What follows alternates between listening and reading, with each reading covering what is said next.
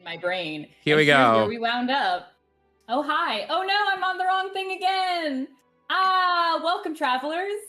Hello. If you are new here, my name is Brenna. I am your already nostalgic DM, and welcome to Tales from the Catacombs. This is our tabletop RPG experience, or as I've been saying, our tabletop adventuring party as it's grown to be, that my friends and I are blessed to share with you.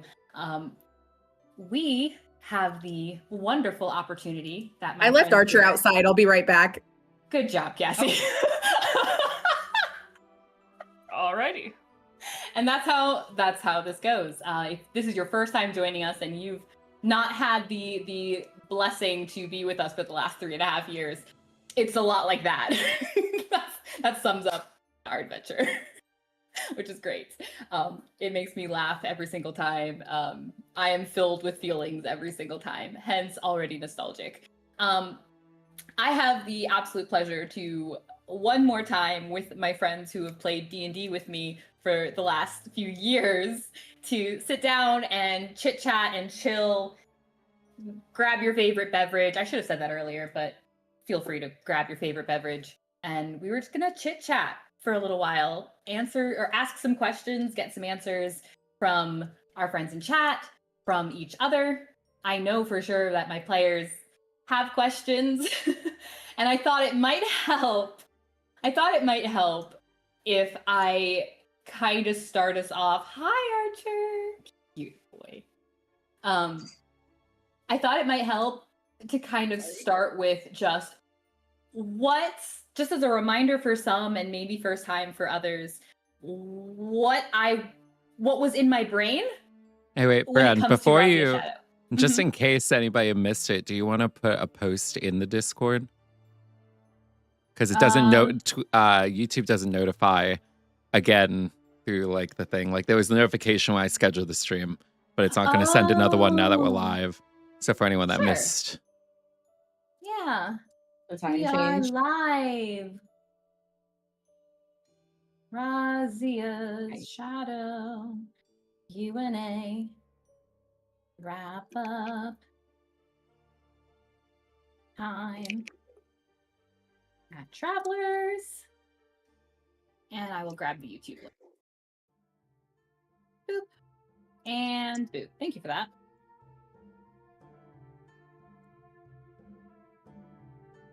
Yay. Everyone got their pings appropriately pinged? What? Wait, I got a ping somewhere. Let me go see what's going on. Got your Badooks in Discord? Some people are very popular and look at their Discord when they should be paying attention to us. No. Saying that as I'm typing something in Discord. As my audio visual guy says, hey, maybe you want to do this audio visual thing, this technical thing. You know, I can't do this by myself. I mean, it's not that I can't do this alone. It's that it's going to go a lot slower and be a lot less fun doing it by myself, when I could be like, hey, I know people who could do stuff. Claw, if you can only be here for 5 minutes, what is something that we can answer for 5 minutes? Since I feel like we should give you priority if you live only 5 minutes. Ask your question. I know Clara did ask a question in the Discord that was more for you guys. Yeah. We can easy to talk about in 5 minutes. Super easy. Well, there's always the VOD too, Clara. Which I hope you will come back around and watch. Copy and paste the question from the Discord. I got you. What do our PCs see their characters doing next? And secondly, down the line, open to interpretation by a player. So, if you think you can answer all of you guys in the next 5 minutes while Clara is here, be my guest. If you think we can get that to her in the VOD, then we can go. Thank you, Catherine. But what I wanted to do was, maybe if it helped, to just give a kind of brief, hey, here's kind of what was in my brain when I first thought of Razia's Shadow. As another potential reminder for some and new to others, this was my first time ever DMing Dungeons and Dragons specifically. So that was an experience. Despite how I feel about the maybe creators of Dungeons and Dragons, or at least the people who send the producers or whatever you call them, the company. The system itself is very cool. It's very in-depth. It has a lot going on. And I think it's simple enough that it allows for a lot more content to just be piled on, for better or for worse.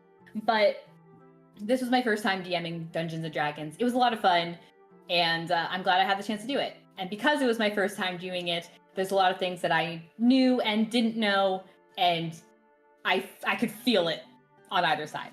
But Razia's Shadow, it's based on an album by Forgive Durden, which is super great. Big recommend. And what I loved about it was the very cyclical nature of the story. It's a narrative kind of album. So I love the very cyclical nature of the story, and that's what I wanted to tell. So each character could kind of embody what happened in the album. There's a story of good and evil. Evil manages to tear apart the world, basically. You have two halves. You have the light and the dark. And by the end of the album, spoilers, it's true love is what manages to reunite the light and the dark, right? A prophecy is fulfilled, and love is what reunites the world. But the way the album ends is with this lyric where the rest is up to you to do with what you'll do, which told me this will come back around. Some kind of event will come back around. Well, it some does kind say of also struggle. till the cycle circles back. Yes. There's a number of lines in there that tell you this is a cyclical kind of thing. So I thought that was a great opportunity for individuals to tell stories, right? Each one of these characters has something that they're after, has something that will kind of complete their selves, will bring them to some kind of unity. And on another level, I wanted it in some way for that to be some kind of love, whether that's love for another person, love for yourself, and like learning to love yourself. It could be romantic love, it could be familial love, whatever it was. But I thought it was a really cool opportunity for that. So that's the premise of the world at large. My initial plot idea, the very, very beginning, was it was going to be a very kind of almost like West Marches style, where you have like a setting and characters can come in and out of it, was my first thought there. So we had, in this example, it was the guardianship, and people could come in and out, or we could tell your stories. You could have, whether it was Monster of the Week style, you guys would fight something and have a home base to come back to. Or if someone couldn't be there and someone else could, like we could do something like that. That was the initial idea.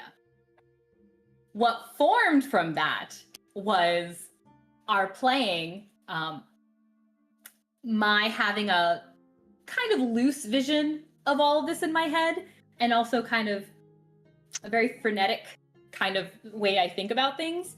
For better or for worse, I've come up with a lot of ideas that I've really loved, including this one. Implementation could be a little tricky, especially when it involves other people. So it turned into this story that I kind of loved that was much more linear, of these deities in the dark finding their way into the light, and the people in the light, you know, various people who could see it, being able to spot it and do what they could do to help, do what they could do to stop it, in whatever that looked like. For these four, because we were focused on them, it was something bigger. You guys came across these bigger parts of the problem, or you were going to, is what I envisioned, these bigger parts of the problem. Not the deities themselves, but rather like people that they specifically maybe targeted to do their work for them. Because in my head, I did have this thought of fighting a god is kind of a big deal. Maybe we're not sending you to fight a god, but an avatar of one. That was the separation I made. We did have a conversation, and it felt like, no, we were straight up fighting a goddess. And I was like, fair, totally fair. That is, yes, fair. So I learned where thoughts in my head and translation may not have met. And that's also fine. I get it. Yeah, and I think I also wanted to kind of reskin something else that I think is fairly common for DMs, you can kind of reskin things for your own world. Kind of homebrew, bless you, kind of just reskinning. And I was bold enough to try to do that kind of on the fly.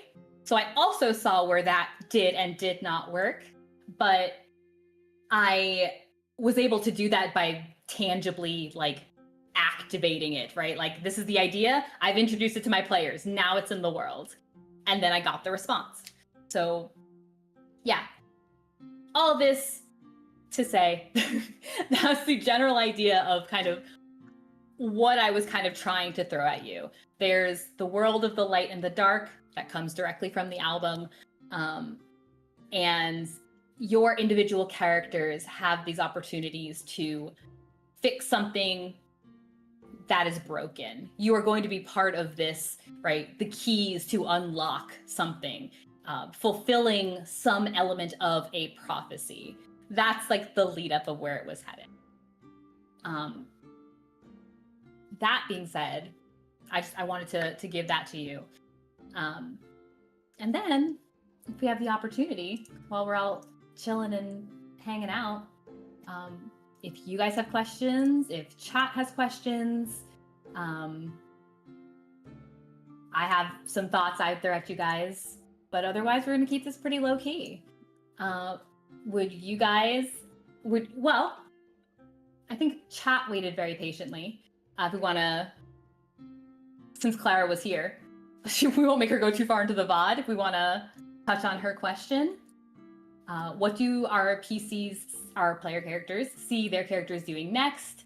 And secondly, down the line, which is open to interpretation for you guys, based on what I was able to introduce to you in this world. We can go around. We can go counterclockwise from. I'm looking at the screen on YouTube. You want to start with you, Josh? He might be frozen. Oh, unless he's frozen. I was gonna say, he looks very bored. Listen, It's actually just he took a picture and then he put it there like in front of the green screen that is his house. Yeah. He added himself to the picture that he's using for the green screen. Oh, hey, he's back. Around. Oh, there he is. Yes. Can y'all see me now? yes. So for Claire's question, Mm-hmm. Mm-hmm.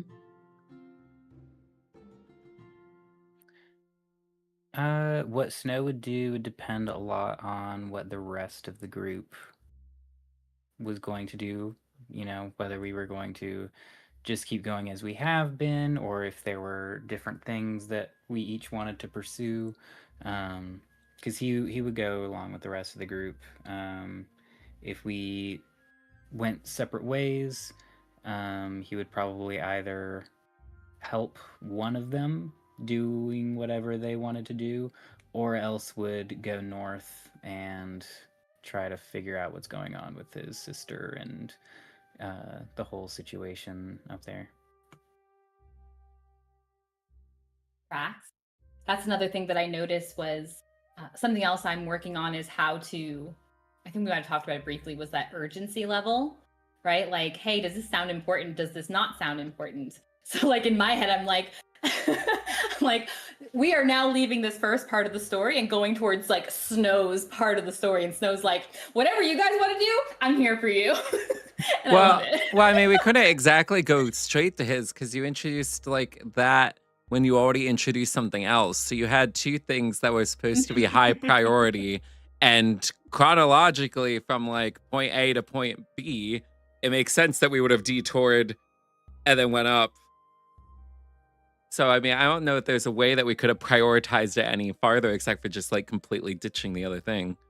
No. I didn't mean to ditch the other thing. I meant like after, like from after where we ended it, right? Like then if there was more to do there, otherwise like north made sense in my brain. That's all I mean. See, like where we ended like what would have been first and foremost on at least some of the characters' minds, and also in front of our faces, would be Ste'yn's family. Because they're right there. So that would have been more of his like immediate thought of just like, well, he wants to be there when his friend is confronting her past. Yeah. So yeah. But yeah, after anything else with the others, he would just continue north, see what presented itself in that realm. The answer is much. He would have done much then. I know. Snow is built to do much. Cool. Catherine? For Ste'yn? Yeah. So Ste'yn, for the immediate, I think what she would have done is probably first try to go and put her sister's skull back in its resting place. I think she thought she was going to want more confrontation or like more dialogue with like her family or something, but events have made her realize she doesn't need that as much. That they might not even be worth the time. So she just want to put that back, sort of close this chapter of her life in a way, and then go to help Snow figure out what's going on with the Ember Eyes and his sister and all that, because she cares about him and about what's going on there. Awesome. That'd be a nice kind of bit of wrap up there, which I think would make sense too with what I was thinking, because I think in my head where Ste'yn's, and we would talk about it, but where I imagine Ste'yn having a moment that would be plot-wise like building or a revelation is more in the steady memories she's been getting or the dreams. This like, what was this thing that attacked me? That was I was excited about that one. Let me know if you want the full tea. Now's the time. Listen, I do want the full tea. I need the full tea on that. You shall have the full tea. We'll complete the question first, and we'll get the full tea. Who is next in the circle? I went away from the page. Kassie. Yeah. Viola would want to stay with the group because she's been on her own alone enough, and she is happy to have friends now because she's a people person, even though she's not very good with people. And then assuming that all of the related issues that were introduced in the campaign had been solved, like we've figured out what happened to Captain Asalin and Storkham, and we've solved all of the issues that we were trying to solve just then. Her next goal is becoming a purger. And Brenna and I had talked a little bit about some of the ways that she could have done that, because that was the whole reason she wanted to go and join the guardianship to begin with, because that was one of the ways that you could become a purger, because both of her parents were purgers, and she wants to become a purger because in her mind, if she becomes a purger, then that's her thing to prove like, hey, I'm worth something other than just marrying me off. So then she can go home and be like, you know, you guys suck. I'm my own person. So yeah, she is. Snap, snap, snap. Yeah, so that's her goal. And so I don't know necessarily if she would go back to the guardianship and try to help them rebuild and become a purger that way. Or another way that we talked about that she could is there's like a testing type situation, or she can get a recommendation from somebody. So a lot of that would depend on what the Amos situation is and what the threat level is there, for lack of a better term for that, as to which route she would do. But that would be her plans. Tracks. She would also find trouble. there was trouble brewing, for sure. I tried to do it in a way that, and I feel like a lot of DMs probably do, where it, you know, some part of major trouble directly relates to any given person. Maybe I took that too literally. It's possible, but also I liked how it turned out, and it was directly related to each one of you, so I was happy with it. David. Yeah, I mean, in the immediate or anything like that. I mean, I already had a conversation of mine to have with Ste'yn's brother for Beau. So there would have been at Would least have that. loved to have seen that. Oh, I mean, he was quite cross with him. So, but he would have like silently really defensive of like all. Well, so like in his mind, because I mean, he had 2 younger sisters. So, I mean, he did spend a lot of time with them. So, from his perspective, from whatever Ste'yn has said about the relationship there, is that her brother has dropped the ball really far. So, he was going to adjust that, but first have him explain his side of it. So that way, because Ste'yn also hasn't really fully explained either side of it. So, he's going to at least hear what he had to say, which I'm sure it wouldn't have been enough to justify his actions, in which case then Beau would kind of tell him he needs to knock it off. No, so I had this entire thing in mind that Beau was going to basically tell him that he needed, like for the duration that they were there, that he needed to treat Ste'yn as if she was her superior. And then he was gonna be like, and you can't tell anyone this. And then when he went back, he was gonna tell Ste'yn, just so that way she knows why her brother might come off so uncomfortably, and then she could play into it as much as she wanted, just to give her that little bit of satisfaction. Oh, that's good. I love that. And beyond that, I mean, he would plan on staying with the group because he's made it clear that he has like people that he aims to, like, not like he has Emmerich he wants to have taken out. There's Amos, then there's the goddess. So there's like several targets that he has in mind that, I mean, for the most part overlap with other people anyway. So I mean, his best bet for actually successfully taking them out would be staying with them anyway. Plus, I mean, at that point, they already knew he was a vampire. So, I mean, like, having to rebuild that with another group would have been annoying. So. I like you. And also, this is much more convenient. Well, yeah. No, I agree. I agree. I would hate to have to explain my deep, dark secrets to multiple adventuring parties. That would suck. Yeah. Cool. I know Redeemed Rachel had a series of questions, which I thought was great. Well, we have one in the chat right now. Oh, beautiful. What was everyone's favorite part of the campaign? Thank you, Azure Sky, for that question. It's a hard question. Yeah, I've been thinking about it since that came up. Like, I feel like for me, some of the highest points, not necessarily individual ones, but like just ones who I feel like we were joking around the most while still being like serious in it. Cause like there were things going on, but then we were just like the way that we were going about it. Like, especially, I think it came up quite a bit, but when Beau and Snow were in agreement with a solution to how to proceed most of the time. Like with when we were trying to get over to that one district the first time and we're talking to the guard and we're talking about cookies and stuff like that. Yeah, and then the smell of climbing over the cookies. wall and then falling over and then disguising himself as like the grandfather dude or whatever his name was.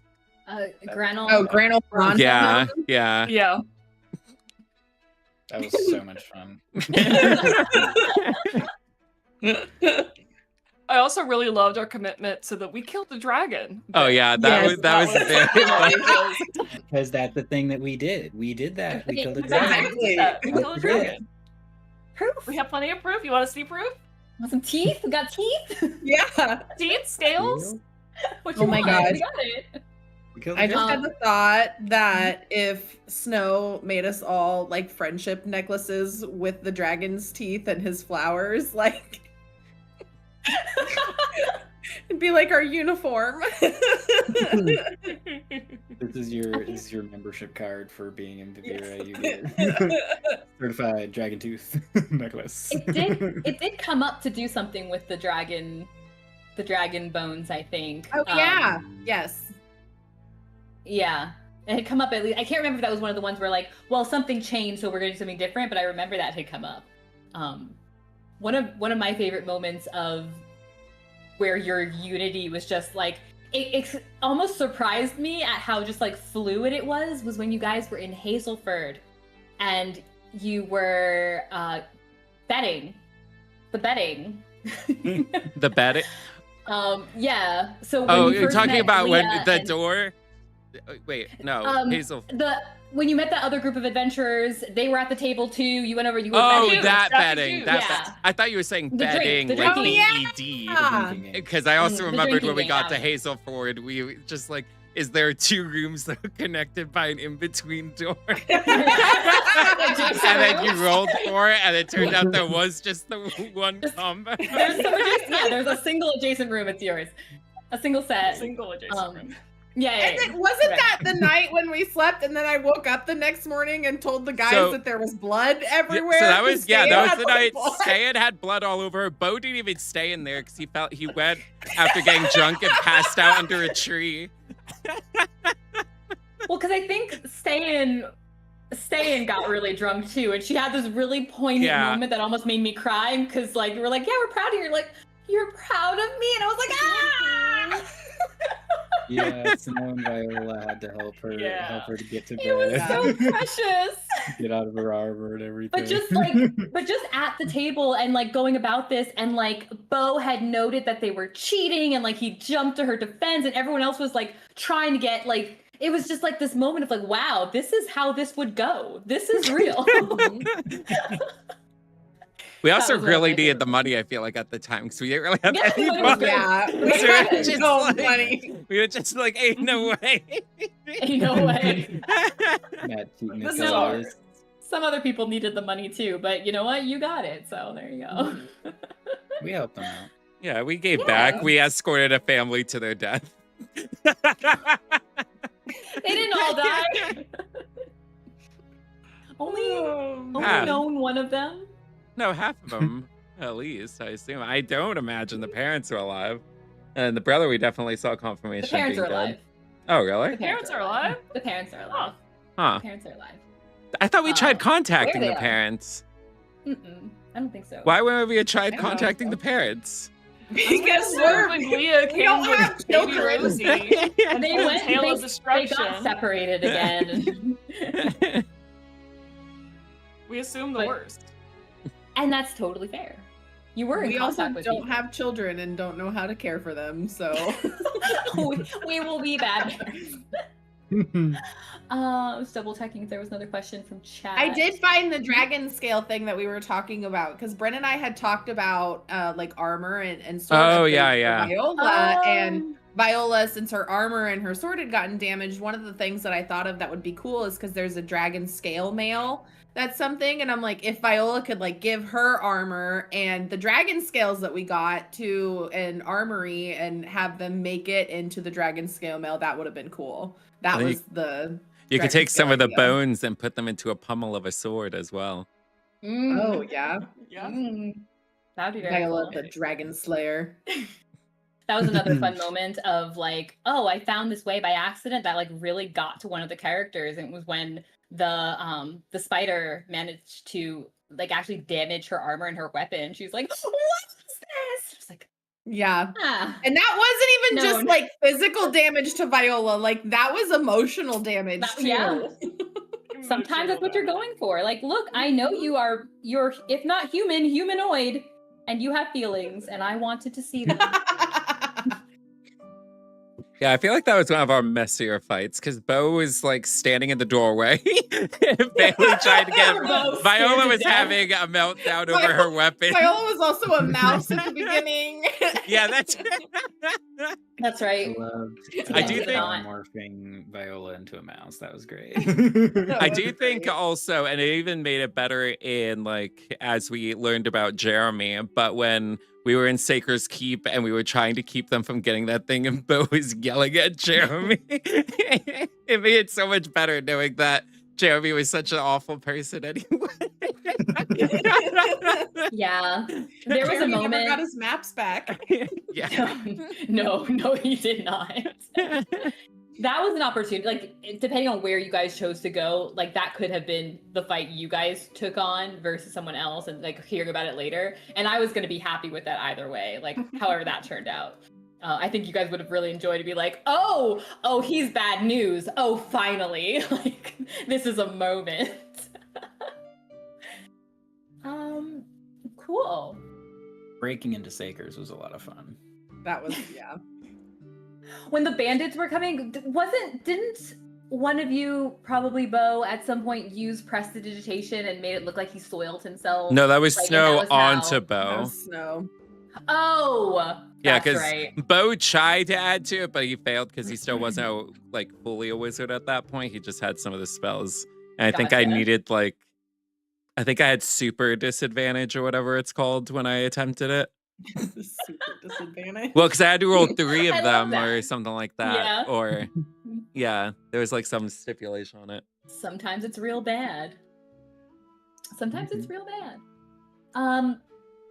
One of, I'll mark that we answered Clara's question over here on my notes so I don't forget. One of Redeemed Rachel's questions, so she had a question about a number of the NPCs. So I imagine that one's for me. Which because of how I initially had the guardianship set up, each one of these NPCs, I did not mean to come up with a list that Catherine confirmed was like 100 plus. I did not mean for that to happen. I So many promise. NPCs. I promise. But at least the ones that were in the guardianship with you were kind of meant to be like, you could follow one or another or a few, get to know them. Just, whatever. So they all had their own little stories. One of her questions, I still want to know what Cynthia's deal was. She really hated Viola for seemingly no reason. Pure, unadulterated jealousy. Nothing fancy, just superhuman jealousy. Cynthia was a really fun character to come up with. She is one of those, like, she's very smart. She's a very talented wizard. Was she though? Yes. We saw her fight. A talented, she's not a fighter, but very good adept with magic.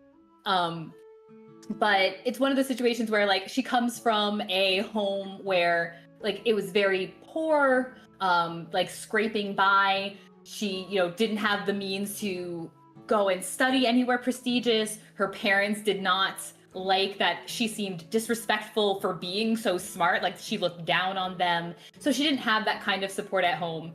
That doesn't excuse how you treat other people, and I recognize that. I wasn't going to necessarily just make her sympathetic for that reason. This is how she responded. So she wanted an opportunity to prove herself in any chance that she could get. So seeing Viola coming in with this bold golden armor and people all seem to love her, and she's so sweet and nice, like how dare you, it was off-putting. It was very off-putting to her. If she could get the best of that kind of a person, she would feel very good about herself. But clearly she needed to use trickery or whatever it is, and then ended up needing your help in the end anyway. But yeah, she's a little bit of a sad history for her, but she didn't handle her situation the best. I'm confused. If she wasn't a fighter, why was she an evocation wizard? Evocation spells are notoriously for combat. The majority of them. There's a few exceptions. Because in my newbie brain, I see it as just like big and powerful spells, which I thought looked very cool. Well, and would be fitting of, I feel like, Cynthia's personality. Yes, that was exactly it. A very kind of like explosive, like a big personality, and that was what I had connected it to. Does it make the most sense? Maybe not. I mean, if she didn't have any of the like combat experience or anything, like that doesn't. That's true. Just because she knows flashy spells, that like. Yeah, but she was technically described as could be not a good in fighter. combat. That doesn't mean that she's actually good mentally at combat. Like she might not be any good at strategy or any good at like maintaining composure under that sort of pressure. And well, I think And it there's could a be, difference like- between describing them as a fighter versus describing them as an experienced fighter. She was described as not a fighter. And it could also be like, if that's part of, right, like with that in mind, or it could be like part of why she's there is if that's the best place to hone those kinds of skills, then she could learn it and she could become better at that. Like she thinks very highly of herself, right? Like What? Hadn't noticed that. yes, actually, she does. So yeah, like I could see as I kind of clear up a character, if it makes sense, then I can make it make sense. And if it doesn't, then we can adjust. That's the beauty of fiction.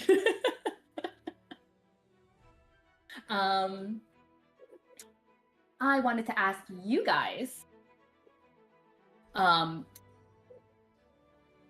would love for you guys to share with me a little bit more about.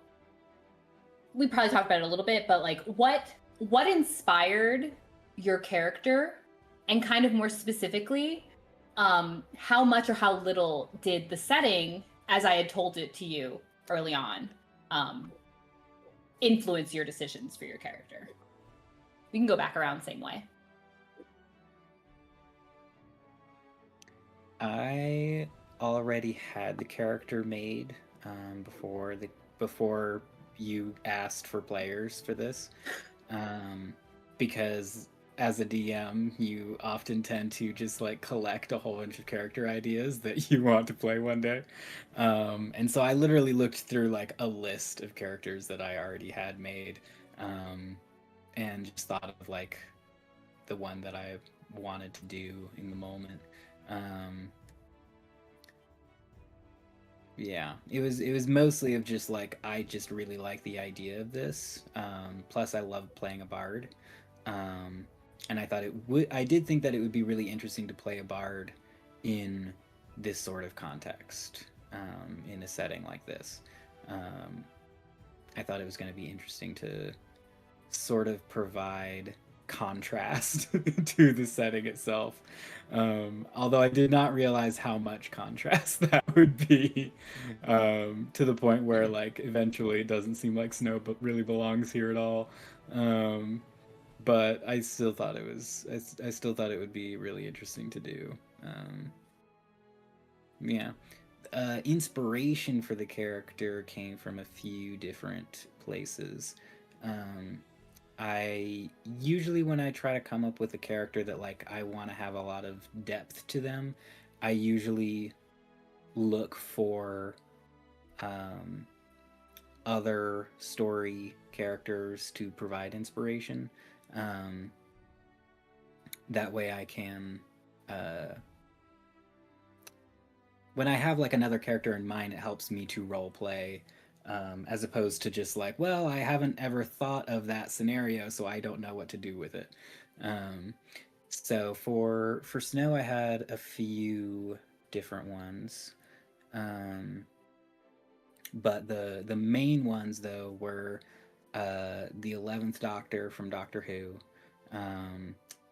That's a lot of the like mannerisms, like and like being very cheerful and like curious about the world and how things work, as well as, and you saw more of this from Snow as like the campaign went on, more of the side of him that was very let's just dive in and see what happens. let's charge in and ask questions later. So that was very fun to play with for Snow, of just like, yep, I touched the magic item, I run in, I do whatever, and then if it's a problem, we'll figure that out later. So that's like a lot of his, like the main part of his personality, but like a lot of his backstory, and like the poet side of him, is inspired by Cyrano, just the main character of a play by the same name. Very much a crafter of poetry and words and wit. And Snow's backstory, with the romance part, is largely inspired by Cyrano as well, with like writing letters back and forth and everything like that. So nice. Actually, so because of how Snow, like because of how Snow fit or did not fit into such an environment was actually very interesting. And as I've been thinking of like how I'm reworking Razia and putting it into a proper little source book as a fun project to work on, because I really love this album and I love the story, it changed how I would go about the campaign from the jump, actually. Like, how would I bring people to this guardianship? Because I still like the concept of the guardianships, and that is still there. But it changed how I would bring people and what would bring people to the guardianship. Snow is not military minded, fighting minded, but there is history and reason, and the people who have gone through those gates have done tremendous things. And I think that would inspire numerous songs and stories for people who aren't of that type, but would witness and would tell those stories. So thank you for that. Appreciate the inspiration. That's what Snow's for. Darn right. Very inspiring figure. Quite. Take a D10. Yes. Level is a D10 now. What? Catherine with Ste'yn. So initially, when you invited me to the campaign, my first thought was, well, cool, I can finally play a bard, because bards seemed interesting. And then I hop in and realize there's already a bard. Then I was like, okay. Sorry. Don't be sorry, it turned out great. Like, so then it's like, okay, then I'm just going to go as opposite as I can from the character that I play in the campaign Josh runs for me. And that character has a negative wisdom modifier, is extremely happy-go-lucky, is always getting into trouble, is tiny, is all these things. I was like, we're gonna full send the other way. So that started my thought process, and then I was looking at different, like the party makeup at the time. I was like, a cleric would be a good add to this, especially given the setting description that you gave of like how dark and how dire things were. I was like, cleric would be really good. But I wanted to play into that moodiness. I wanted to play into that dark, and I was also just starting to get really into Memento Mori from the Catholic side of like what it means to constantly remember that you're going to die. And there's this pin, there are a few pins on Pinterest that I gathered to like put together a little initial idea for her, and a lot of them had to do with that. One of them said, you have to earn your death. And I thought that'd be a really cool thing for a character to wrestle with, of like, what does that mean? How does someone take that? How does someone apply that? And that sort of became one of Ste'yn's mantras, one of her mottos. Her name was, I wanted to have a song reference. So I was like, what's a song that that makes a little bit of sense, but it's just a fun play on words. And so Ste'yn Alive came about from that. And also it's a cool punny name as well. Fun to say, fun to mess around with. A lot of my characters have names that are some sort of catchphrase or pun, play on words. So had to do that for her. What was your monk's name again? The monk that you used, the Purger monk? So I remember she had quite a name too, if I recall correctly. She did. I have to pull her up. Was it Breezy or something? Like I feel like Breezy. Yes, okay. Breezy. Yeah, that's it. Yeah, she was an Air Genasi. She was an Air Genasi. Yeah. Oh man. Like, for Ste'yn, I settled every single character that Catherine makes does have a pun for a name. Yes. Yes. I was prepared for her backup for Ste'yn. I wasn't. No, I wasn't at all. But if it happened, it happened. But it didn't, because God is good. No, I'm kidding. I'm kidding. Listen, her name It's was a great Noelle. name. It's just Noelle. Yeah. It's just Noelle. So that's how it's spelled. Yeah. And then I think I landed on things like ASMR, because I was like, I want a connection to the divine, and having something to explore with like being different, being not quite of this world was something that intrigued me for her. It's like, let's go with that. And I wanted to give you a reason to write ASMR lore, so why not? It is continuing. It is continuing. That will be in there in our source book. Thank you. You're welcome. And a lot of her personality was just, again, trying to be pretty opposite what my other character was, and like just trying a different end of a spectrum, and then wanting to have a character who struggles a lot with seeing things very black and white, like everything had to be this or it was that. and getting to play out some of those wrestling, some of those struggles. It was a really fun time. The skull thing and her obsession with her sister's skull just came out because it's like, why wouldn't she have a skull? She could have a skull. I could tie it into her backstory, and we could make this real sad. Nice. Oh my gosh. I could have a skull. She has a skull. That's fantastic.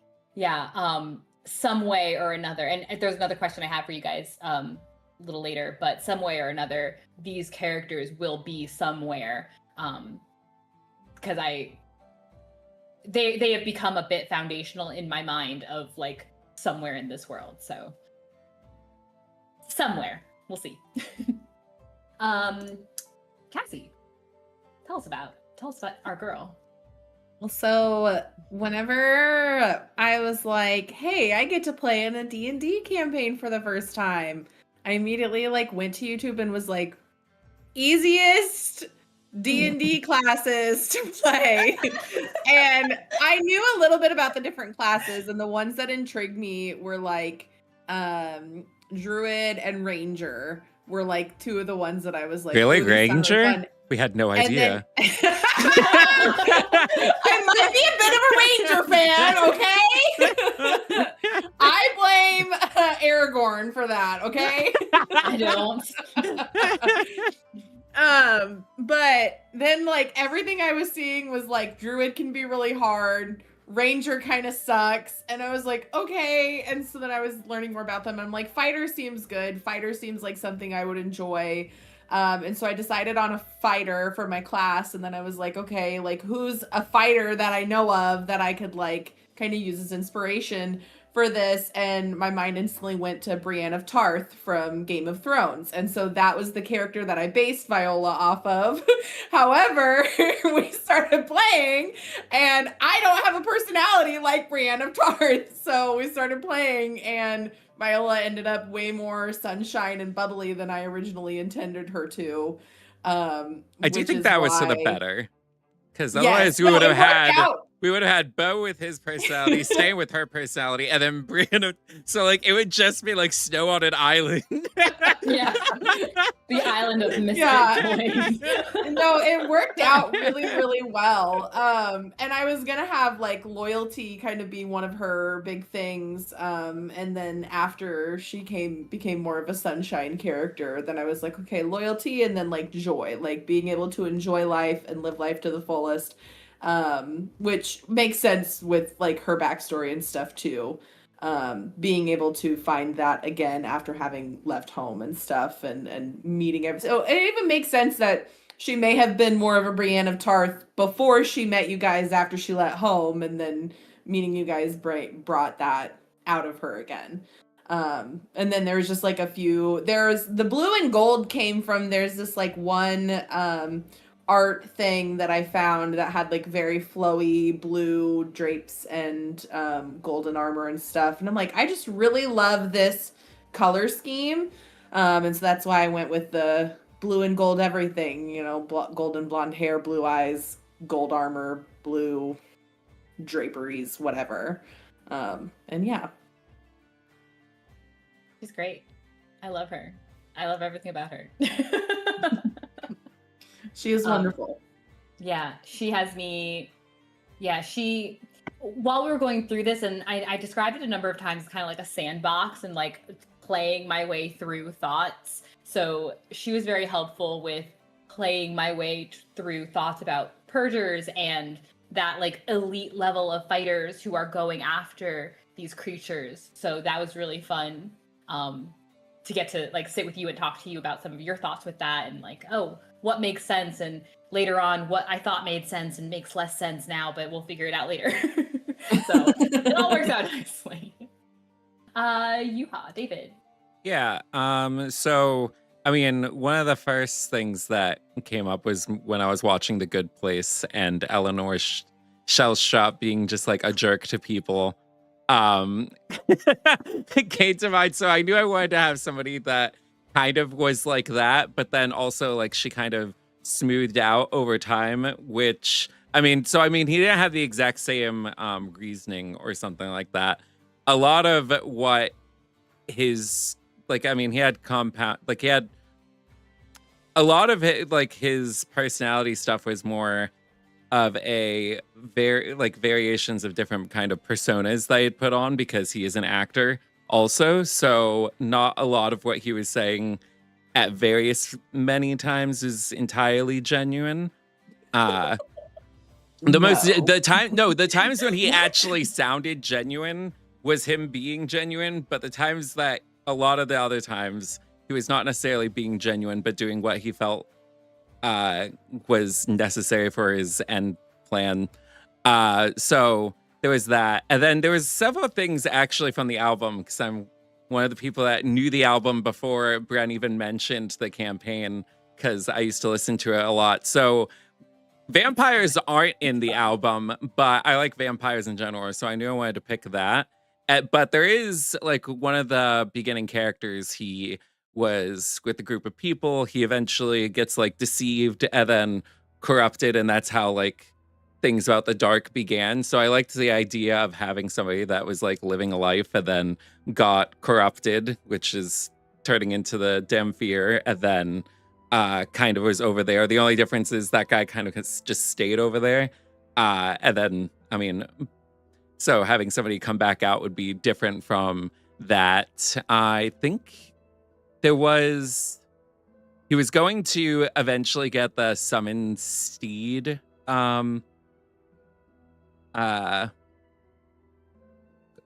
ritual, and he was going to name the steed after, I believe he was gonna name it after one of the characters in it.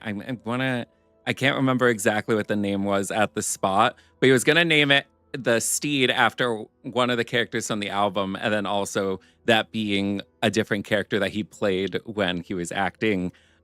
So several of the names that he picked had some kind of thing like that going. And then there was an incident, like, this never actually got covered, but this was something that plays in his mind a lot, so it's of significance. But in the album, there talks about there being, like, a scientist in there and stuff like that. And then there's a significance of lamps, which that has come up in the campaign. But, like, about 60 years ago, I want to say, is when we worked out the time frame from it, when I was messaging Bren about it. Because Beau did take on assassination contracts as well as thieving contracts, and there was a scientist in the light, like, 60 years ago, so before all of you, that was working on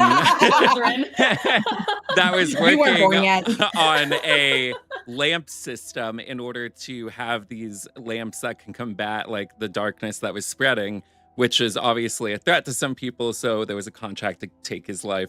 So Beau was one of the people that were on there. He did get to him. He killed him, took all the research and stuff like that. So, I mean, that ended up being something that very much inhibited the light. That was also the time that he wore the dress, but we never actually circled around to figuring out the time. Basically, he figured out what the guy, because the scientist was a bit of a player too, so he figured out, like, what that guy's type was, and he just disguised himself like that, so that way he can isolate them, and then he took them out that way. So it was perfect, so to speak. Yeah. There was no second. Then there's one other thing that I know I took from the album, and it hasn't come up, and I actually didn't get around to even messaging Bren about it, because I was like, oh, well, I don't know if this character is ever going to really come into play, but this is, like, in my mind what it is, because there's the spider known as Barabbas, which Barias. It was like something like that, but that was also the spider that we fought in the Christmas one shot, right? That was the one in their room, right? Was the spider in the room? Yeah, we were fighting a spider. It took out Josh's character. Is the spider in the room with us? Is the spider in the room with us right now? Like, am I hallucinating? No. You guys remember a spider? I remember. I don't remember it being a spider, but I remember what you're talking about. Yeah, I remember the one that. shot. I didn't think it. Yeah, it was a spider. When it's all in your head, it sometimes is hard to parse out where things came out. It was definitely the spider that was talking to you at the end. Yeah, no, we But fought a spider in that room too.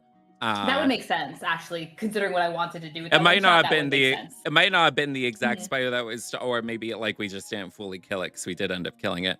But anyway, Mhm. so there's like a pivotal character of that and spiders. So one of the NPCs that I made them a drow before they became a vampire because drows and Lilith and spiders and stuff like that. However, there's not really a Lilith in this. So my idea for her, which her name is Vivian, which never came up, but very closely to Vivian.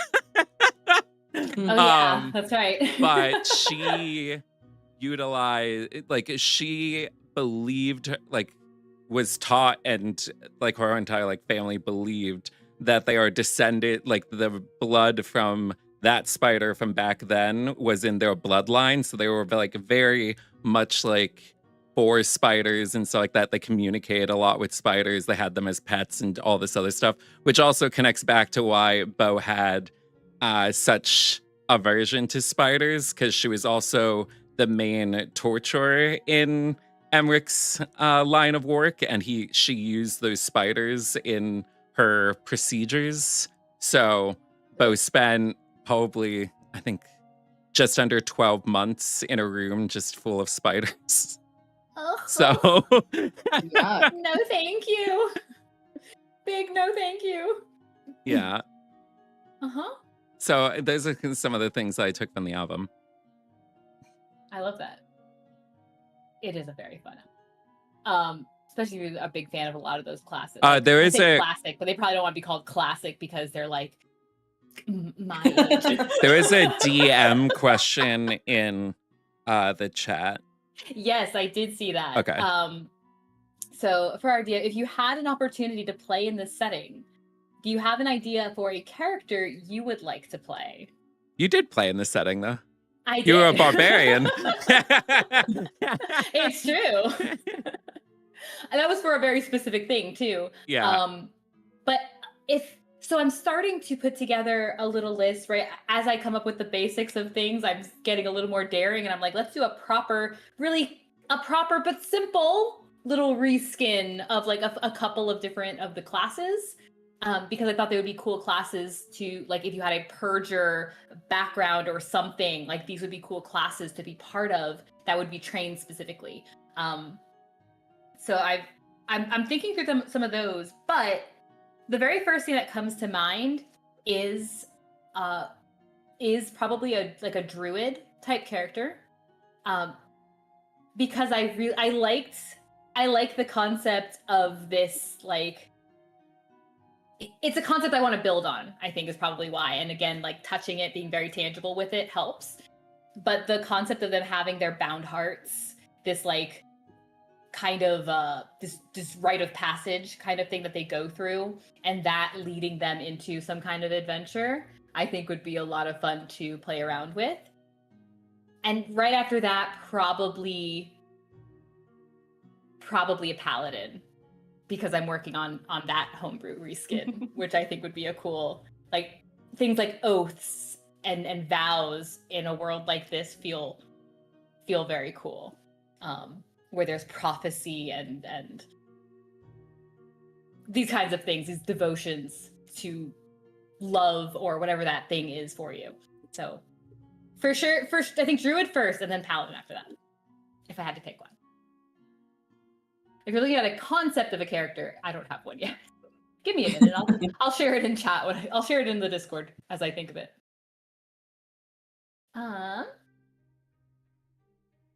Let's see. Some more questions about some of the NPCs. So Redeemed Rachel had asked about the ferals that were working in Tavern. in the wild pipe. Wild pipe. Mm-hmm. So,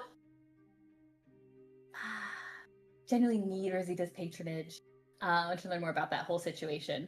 Yeah, so Rosita was a fun character that kind of built over time. She wasn't quite the concept at the start, as she became in my mind as the game continued. So she became she became this avatar, like the chosen avatar of this goddess.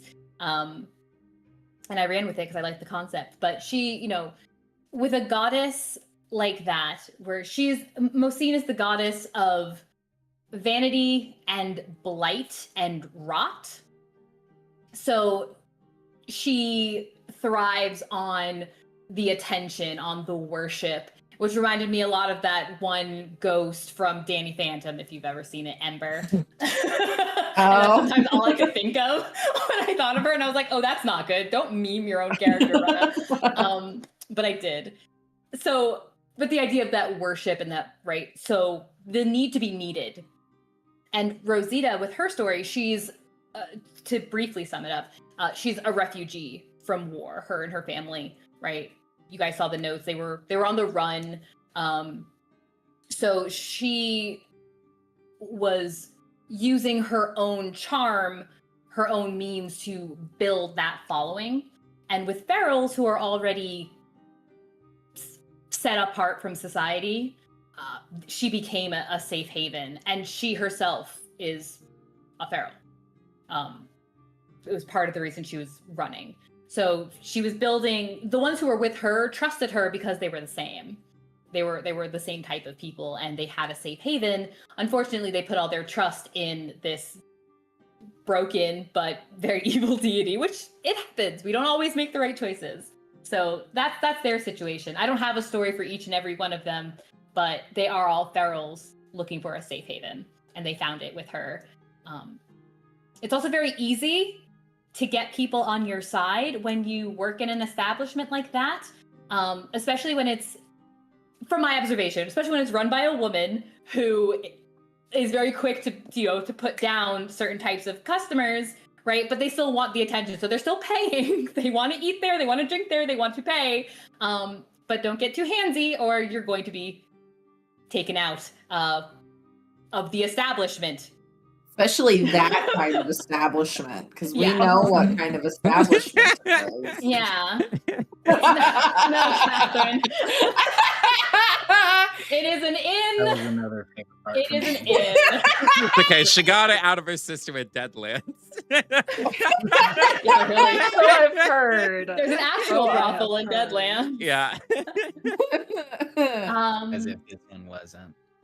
Yeah, we know. Listen. You can't hide from us. She had mentioned Yonai as well. Wanting to see more of him. I liked Yonai too. He was also kind of a spur of the moment character, so I'm sorry I can't give you a ton about him, but he was also a spur of the moment character. But I did like him. A lot of the times, that's what happens. Just a For kindred him, I just spirit need of to sorts. know, was he crushing on Ste'yn? Like, how bad was that? Yeah.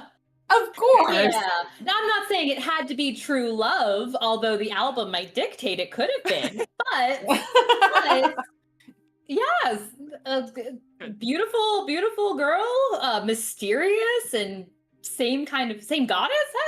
Yeah, we can chat. Excellent. We can have a coffee, which was also introduced in our campaign. I do believe we had coffee, or we at least had There caffeine. has to be coffee. Yeah, we definitely had caffeine in the form of those little things that Beau's sister's friends gave us. Yeah, the plant, the unfinished brew. Let's see. Question for you guys.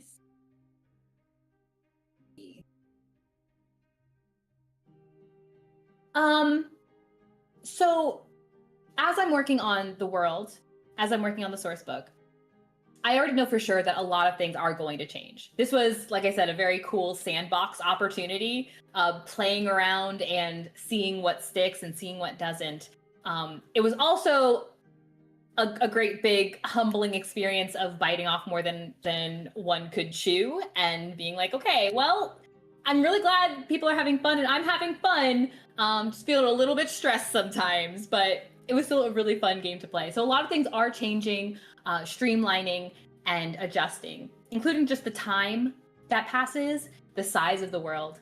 So my question for you guys would be, and I don't mean this like quite literally. I mean, you're of course welcome. You guys have first dibs at any table I run with Razia Shadow. But my question would be, Would you want to translate these characters and their histories into the finished version of Razia Shadow? Or would you want to dive into this shifted, adjusted world with new characters? I'd want Viola. See, I would, Yeah. I would think a lot of what I set up with Beau, I think would be good to be in the world. But considering I played him for like so long, I would like the idea of him being in there, but then starting up somebody else because I have like a page of characters that I've made that I think would be fun. Because I've never played a character for as long as I've played him. So as much as I have enjoyed playing him, I feel like I would want him fleshed out within like a story or whatever the world, but not necessarily be at the helm at that point. Okay. You'll probably work that out too. Also, I think your camera might have frozen. Unless it's Oh. just me. No. Yeah, no, it's frozen. We all knew this camera was questionable. You didn't take your glasses off. Yeah, did you? yeah. Wait a minute. Wait, I'm throwing taking up them red off. flags since Maybe. the beginning. Okay, Red no, flags that for the didn't play. happen. Cassie, you immediately said you would want to play Viola. Can you? Yeah. go The further only into it? thing I would probably change some of her stats around. I would probably keep all the same numbers, but I would move some things around because I definitely didn't know what I was doing with. Oh, and actually, no, that's also kind of a thing because when I was doing it, I didn't realize that if you were doing random rolls, you didn't just have to leave them in the category that they were rolled into. And so I just like randomly, and so that just like happened. Her stats are completely random, which they worked out really well for her. But I definitely think moving forward, like I would want to swap at least like her charisma and her either wisdom or intelligence, because it does make sense that she would be smart. Because you know she grew up in nobility and had lessons and would have had tutors. Well, she did have tutors. I actually have tutor characters for her who she didn't like, but she had to suffer through them. Yeah. But yeah, but I love Viola. I love playing Viola. I want to be Viola in every D&D campaign. I want to be Viola. You won't forever, but hold on to that. That's good. Love your energy. Yes. Well, I had my very first Dungeons and Dragons character. I made her. She was a cleric, a very big spirited life cleric, because you're a healer when you love to be a healer, and that's what I wanted. And I think I tried to recreate her in another campaign, but it just didn't feel the same to me. And so I was like, I should have just let this one go. That's okay. But she was a lot of fun. And I think the first character in your mind when you first play something and you love Dungeons and Dragons, because of course you do, it's going to stick with you. So it makes a lot of sense. Yeah. My first character I definitely botched, but at the same time, I don't think I would try to like resurrect him in something else, just because it was still like a cool thing, even though his numbers were so bad. The only thing he had going for him was his wisdom. I think the only other stat that was high, like he got like a +1 in almost everything else, if anything. +1 is better than -2. What he had like a minus minus still. one. He still had a -1 in other places and zeros in other places. I think it was rough. Average. All right. Anyone else? I think there's things I'd like to explore more with Ste'yn, but I also like the idea of new characters. So I think it might just be like a game time decision of like what's the mood at the time, what do I feel like doing at the moment. So I do like her story. I'll be interested to see more of what could have come from that, but also new and shiny things. That's true. It's hard to deny shiny. Mm-hmm. It is. Also, tell me if we want full tea spilled. I will spill. full That tea. is the question that I was going to ask. Are we doing all out, no stops? Like, I will 'cause I answer got whatever questions. questions you have. I will answer whatever Yeah. questions you have. Absolutely. I think we're Okay. already like, I'm pretty sure I dropped, or if I didn't, I will for y'all. I'll drop like Ste'yn's backstory docs and stuff for the players Yeah. at least. her novella that she was working novella? on, which was so cool. So I can't imagine as a writer, if we have any writers with us, there is not a cooler feeling than somebody writing a story about a character in the world of your world. It's the coolest thing ever. It's very fun. Mm-hmm. What about you, Josh? I will definitely miss Snow, but I don't think I could play him again in another campaign, even if it was in the same world. Like I don't know. I feel like it'd be weird to. I feel like I would be trying to force it. You know, I'd be trying to make it fit into something new when he doesn't belong there. So I would definitely want to make something new that I haven't done before. Okay. Having a world. There's so many character ideas, you know. you gotta play them all. You were just saying earlier that, especially Yeah. as a DM, you just kind of have this running list. There's so many fun options. There's still subclasses I've never played before. Like, you know, you gotta catch They them keep all. adding new ones. That's part of it. I think one of the things that I considered, and I'm still considering, is what I may have done differently with this knowledge is potentially capped how much is included in this particular source book, right? If I'm working on a source book in a setting, you can decide what fits and what does not fit in your world. It could just be because that's just too much. That's just too much. I don't want that many options. And that's perfectly fine. But that never crossed my mind before. So like, that's a cool thing to know. And I don't think I would just cut it off because like, oh, that's too much. I would want to start like maybe this book by book, right? And just be like, hey, for sure, the stuff that I see in something like Ravenloft, like that's those kind of dark settings, I took directly from that. And David had pointed out a couple of things in there, and I started looking further, and I'm like, that actually works really nicely. In fact, the world in the dark is set up a lot like the Domains of Dread. Not quite as separated, but passage through there would be very similar to that. Hence, you needed those, you know, the crystals that you found, the shards of dark focus, right? The focus was it could lead you through to get, right? You weren't quite prepared to go there, but you could, and you could at least go through those mists relatively safely. So, like, that's a source book, no problem. I could take from there. But what got me thinking about that is that I own the Tales from the Tall Grass, the Obojima, and it's so cute. If you're a fan of Studio Ghibli, I don't never know how to pronounce it. Ghibli, but I think. Ghibli. I want to say. It's so cute. It's so precious. And so what's super funny is when you see Beau taking spells from that precious place, and you're like, did I take a spell from that? The eating magic, that's from Obojima. Oh, great. Wait, did I actually add that? You I don't did? think oh, maybe I did. Yes. You used it. Well, no, I don't think you got a chance to use it. I didn't get a remember chance to use being it. Added. But that's what made me think, because they very specifically say there are things that don't fit into this book, into this world. We're just dropping players. It's tough, guys. It's tough. This makes sense for it being the last like Razia stream. Well, I knew this webcam was on its way out. But then like I had the entire thing with my eyes and I couldn't use the lights anyway. So I was like, well, I'm not gonna get a new camera when I can't even use one with proper lighting. And then we still had some of these. So yeah.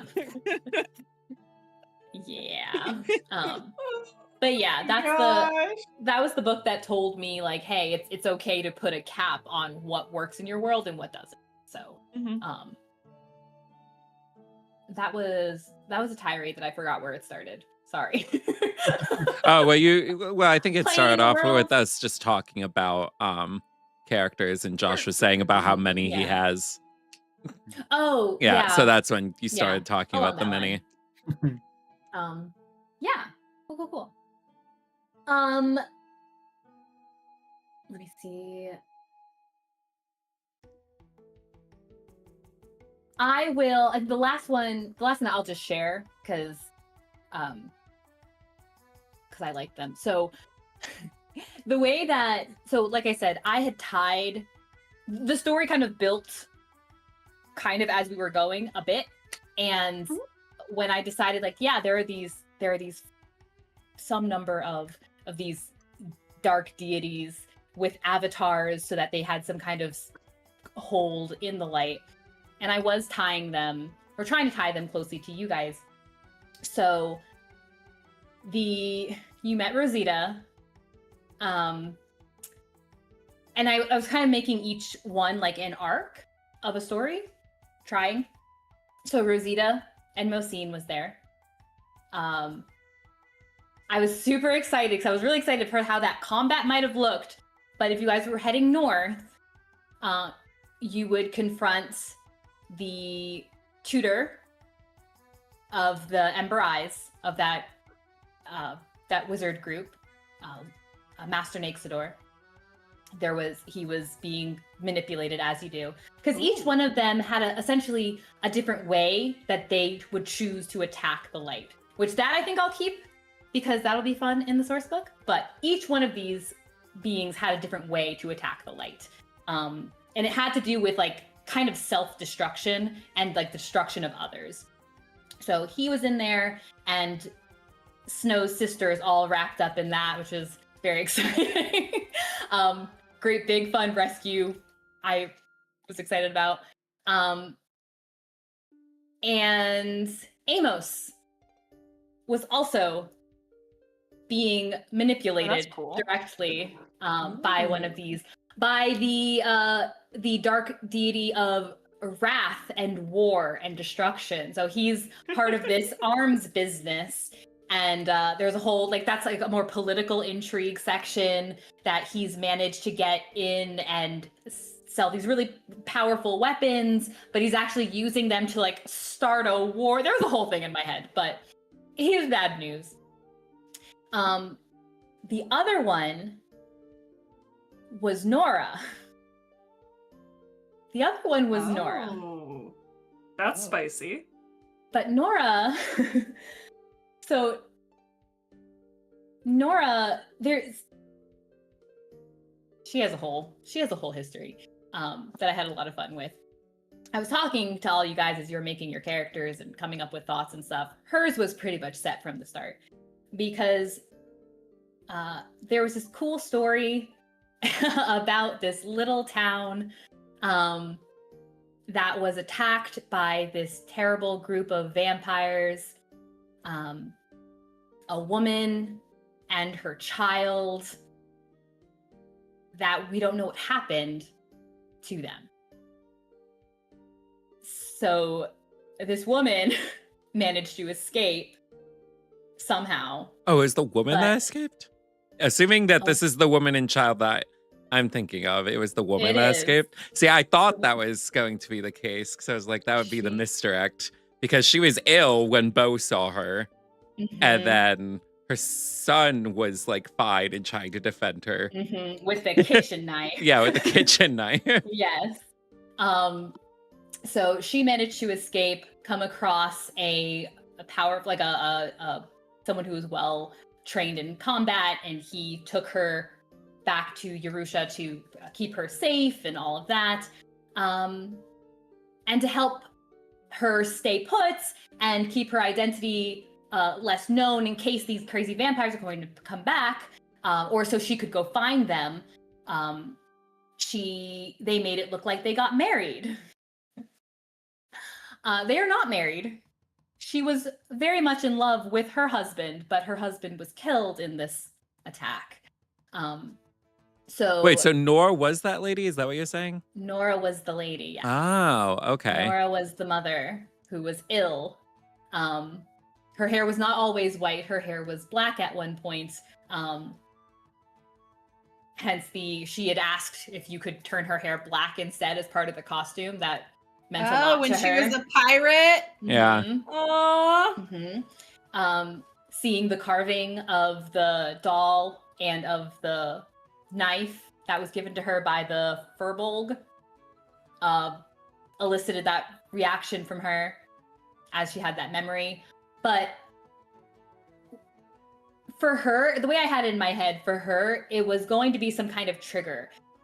If she found out, like, the deity that had a hold of her was one of vengeance. Okay. If she found out that Beau was who he was, the one who was in that house, there would be no logic. It would be immediate. For the record, he did save them technically. So like the last raid that Beau went on, well, because they don't know the context of like the last raid Beau went on. They always divide into two different like factions, and during a raid I had titles for them, but essentially there was ones that went inside the houses to try and like round up people and bring them out, and then there were others that were just like striking down any kind of like guards and stuff like that. So Beau, in all other raids, was always on like the strike team, essentially cutting down people. But there was the leader of this raid who had it out for Beau, forced him to lead a group on infiltration instead of strike. And one of the very first houses he went into was the mother and the son. And he always had like an entire thing about like he'll do a bunch, but he drew the line at kids. So when he saw them, he basically busted the floor panels of the house in one section and like pushed them down, told them to like wait until it was all cleared out, and then like messed up the room to give them cover, because usually they would go in, take out some stuff. They always left the civilization intact so it could be rebuilt. But because this guy had it out for him and he saw that Beau was just like breaking random things inside this house as a cover, like he didn't address him specifically. So his thinking was something was weird. So he decided to burn down everything. So everything got burned up and stuff like that. And like Beau was just like, well, that's not great. And there was the message, I think it was from now I'm blanking on her name, the merchant, Helena. She said one time, because he was wondering about like what happened to that family, and she said one survived, was in one of the, and I think that was like way early on into the campaign too. That's how early I knew. Nora, I knew from the start. That was her interest in Gen. That was her reason for being in the guardianship. But so Beau protected them and put them down there, thought he was protecting them. But as far as what she saw was being, thrown in a hole and then the place being lit on fire. So unfortunately, it wasn't time for misunderstandings to be fixed. But so then, because wasn't there like a little like cross situation in Nora's backyard? So is that for her child? For her son and for her husband. The steak that he took? Yeah, the steak that he took was for her son. And so that was what she got replaced, which Snow had seen her buying a new one and saw I think he saw what that engraving was. There was going to be a time where Ste'yn cast the sending spell that was going to have Beau try and send it. Though he was going to try and send it to the boy first, because his assumption would be if one of them survived, it would probably have been the child that was at least healthy and not like the bedwood gritted like woman that was over there. So it wouldn't have gone through, I guess. No, it would not. My other question is, so does that mean that Nora did get her job through nepotism? Technically, no, because she didn't know them. Like, she got it in order to... They wanted similar things. She and Elikin. They wanted similar things. He was able to protect her. She has information and wants more. So they kind of had something of an arrangement. Yes, not technically nepotism, but like, if you brought it up, I'm sure people might say, because she was still saying that they were married. Mm-hmm. She was saying that they were married. But that was. But she got the job because of Elikin. She didn't get the job without Elikin. Yes. She would not be able to get that job without Ellikin. No. Yeah, so it Okay, was that's like what I thought. nepotism joined by like common goals. Yeah. Where Sure, nepotism sure. and common goals intersect. But that was also going to be another very fun, I have a very fun combat idea for a scenario like that, where like, it could, depending on how it went about, it could go either way. Like, she could make it out of this with some kind of redemption potentially, or it's just a matter of like, sure, she understands or whatever, but she's not getting out of it. Like, there would be some kind of choice to be made depending on the players and how they wanted to tackle that. I mean, I know Was my thought. Like, from the perspective right now, like Beau wouldn't kill her. So That's I don't good. know exactly who would have. He probably would have just tried running to keep distance because he had things that he needed to do. He's Well, too busy. Nora. no, You're gonna meaning, have to try like, to kill him no. later. Like, he doesn't have time to, like, he can't afford to, like, let himself just die to her, but he also wouldn't kill her. So, I mean, the option would be to Sure. then leave. Yeah. Well, it depends on, it would depend on how the combat started, because that, I can't say exactly how that would go about because I don't have it that clear yet. But potentially this was not even happening. Like, this could have been happening in one of the weird, like the weird ways, right? In one of those missed spots, like the one that you would come across at Halloween. In which case, there's not very many places to run. Yeah. Yeah, those are the Since four we're baddies that kind hanging of out. on the topic of Nora and Ellikin, where the heck are Ellikin and Storkum right now? What happened to them? So Ellikin and Storkum thought that they could use those how was it? They thought that they knew how these the shards worked. So they were confident that they could go ahead and move through this place, find whatever evil's happening and handle it. They didn't realize that they were able to go through it so easily because Nora knows how to go through it. Nora knows what she's doing. So they said, not something Nora or something. I think they said it was Nora. Like, it's Nora. It's Nora. Yeah. So they were stuck. They're a little bit stuck. They're not in the dark. They're not in the dark proper. They're a little bit stuck in one of those weird mist ways. I think that they're smart. They could probably figure something out. You guys figured something out. But they can't move as, like, it would take them a second because they thought they could confidently go through because Nora was able to confidently go through. Okay. Ellikin thought he had the one up. He's not as versed in that as he thought he was. That's part of what Nora was sharing with him, was some of this knowledge. Okay. We already talked about shoot, I lost my question. You don't have any special notes? The Ember.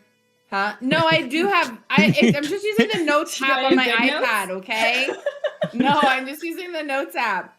Because then it's on my iPad and my phone, so I can access it from two places. But I just have on here, where is Taryn? Is she a terrorist now? Question mark. Because of the Ember eyes. I feel like I remember Beau calling them basically terrorists. So, like, what's going on with Taryn? Is she more so like a unwitting party in whatever the Ember Eyes are doing? Has she been coerced? Is she, like, captured? She is an unwitting party. They managed to one lady in particular managed to convince her, like, to stay and to work with them, and she would never, I almost, okay, sorry. I want to make sure Josh was still here, but he was very, very still, and I was like, did we lose him again? She would never turn on her brother, ever. That would never happen, which is why that would be so strange that she would sound so angry as she did. So part of what that particular dark deity, what Master Naxidor, the avatar of that deity, is doing. The way he wants to attack the light is through the will. Essentially, their thought here is like the will and the intellect, right? Like, so you won't choose, like, I need to guarantee you're going to fight for the light. So I'm going to force you to do it. To do that, what they've decided to do was create kind of like Ursat's eyes, but like a mix of like Ursat's eyes and like Hands. prosthetic limbs and such, but enchanted in such a way, right? It's essentially mind control, some kind of consistent magic that is enchanting, like an enchanting magic. So she is one of the ones that they have experimented on to do this. So was Vivia, while she was in their control. So Taryn, what Snow will see if he's able to get a hold of her. Down a hand. No, Taryn has both hands. That was going to be my follow-up question. What body part did Taryn lose? Taryn has both hands.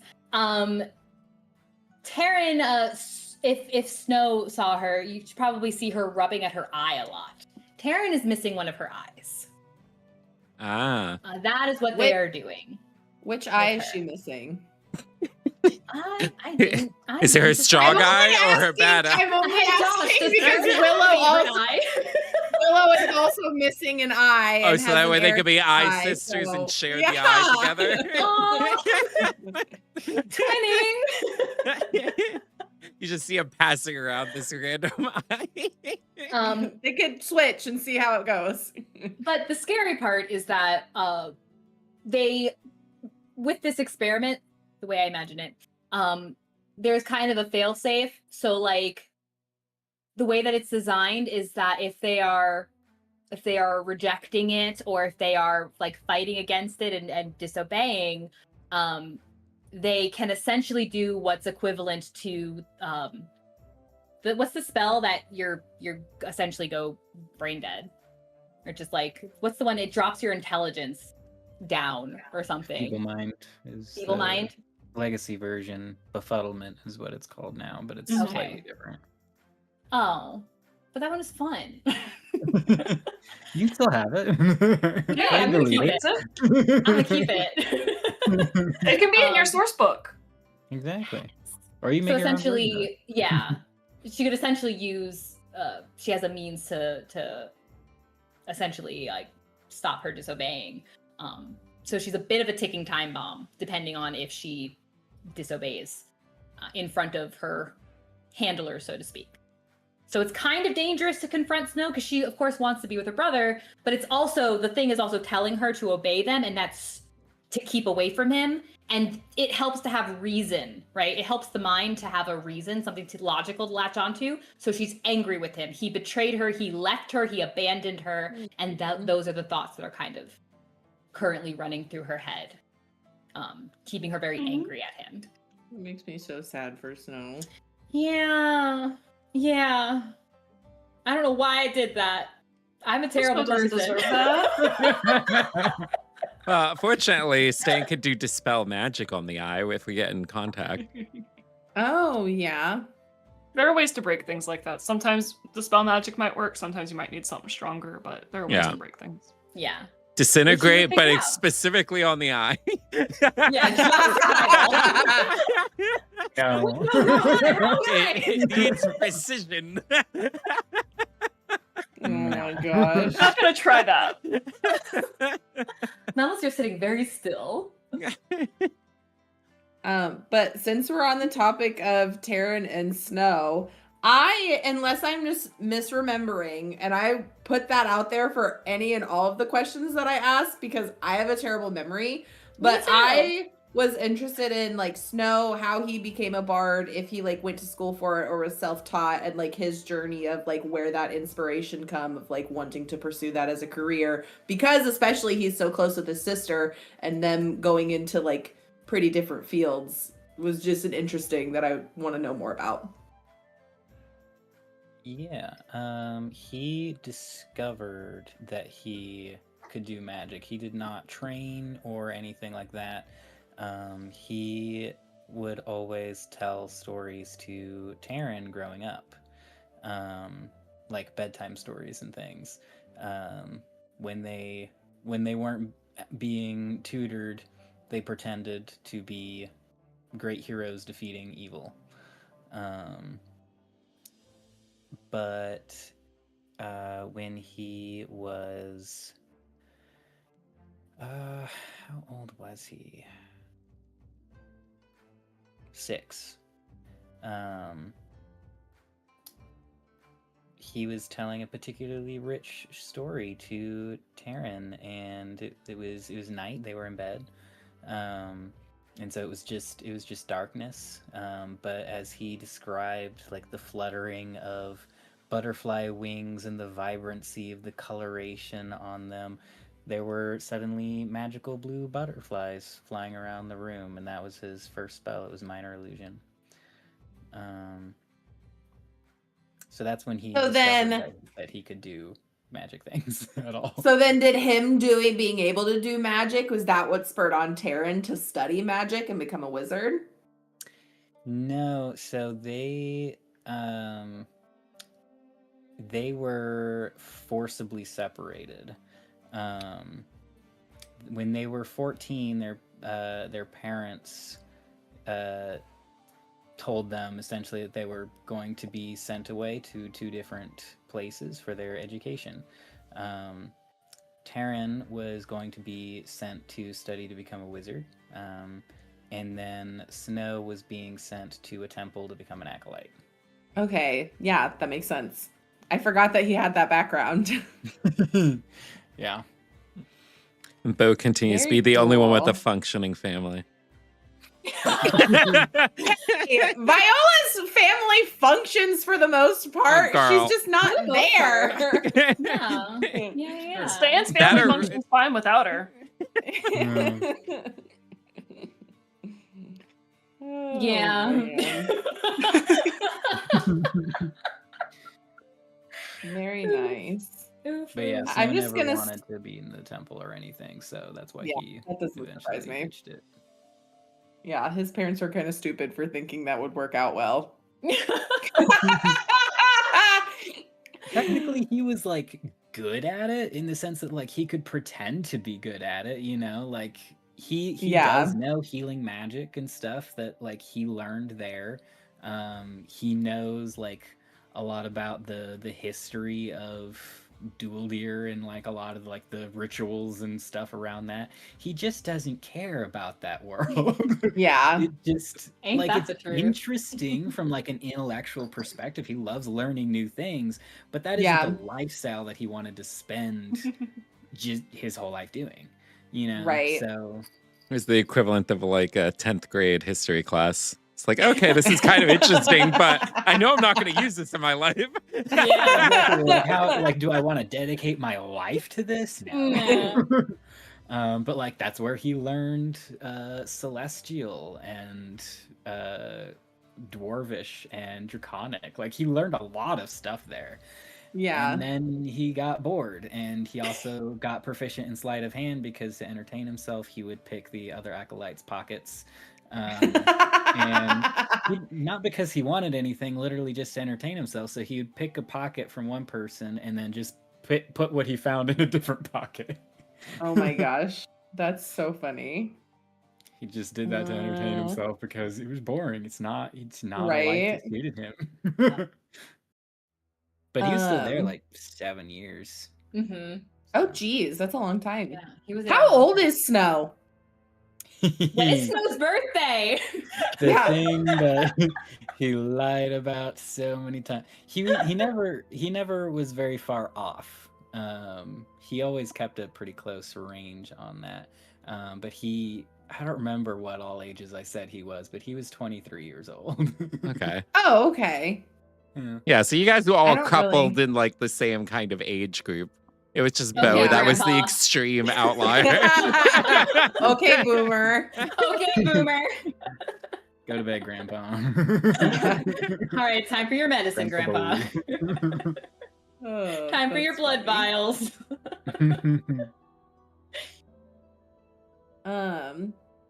For Ste'yn, I can't remember. Ste'yn really had no idea that she was an ASMR until Beau Nope. tasted her blood, right? That's how she found out. Mm-hmm.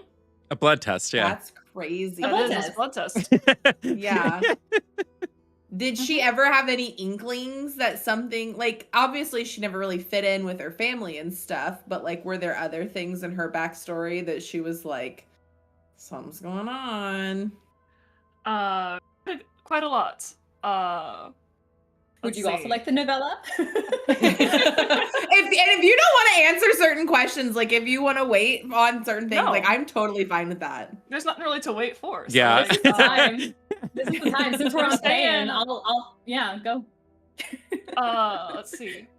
Let me pull up her doc real quick, but I think what I said was she was around 2 years old Mhm. when she first encountered Atala in a way. And that's when she started to her hair started growing in silver, her eyes started darkening from blue to black. And her skin, no matter how much she played in the sun, stayed very, very pale after that.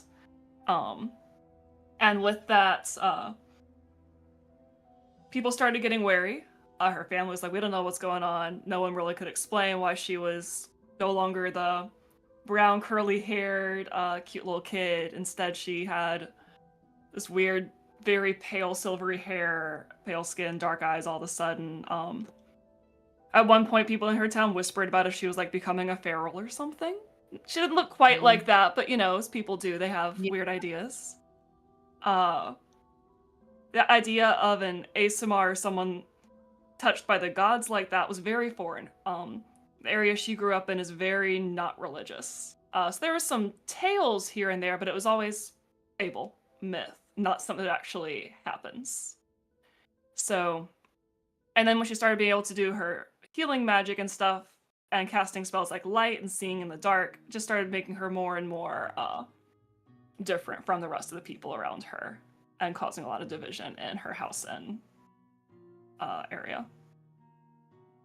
Because people fear it, they don't understand. That makes sense. And so like when did she like actually find Atala? Like what's her first like, or do you have that for her? Like her I'm first. pulling up her timeline. Let's see. She's got everything for her. I was gonna say, I feel silly asking do you have that? Do you know the answer to this question? Because Catherine is all knowing.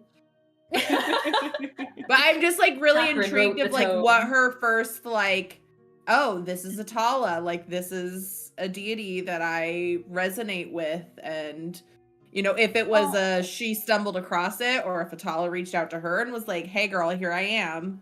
Bit of a both and. Ste'yn first just called Atala the Lady of the Roses, because Atala would appear in like dreams or things with this beautiful rose belt and roses around her feet usually and stuff like that. She didn't really put together who Atala was by name until she was like around 6 or 7, something like that, about 7 years old. Because she at that time had her baby sister died, and I want to know what you came up with for how her sister died, by the way, Brenna. I feel like we got very close to that, and I didn't get that lore yet. I do want to know that.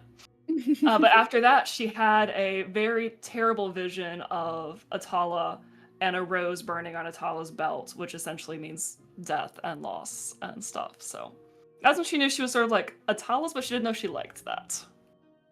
Gotcha. Joke's on you, I'm into that. Yeah. Cool. Mm-hmm.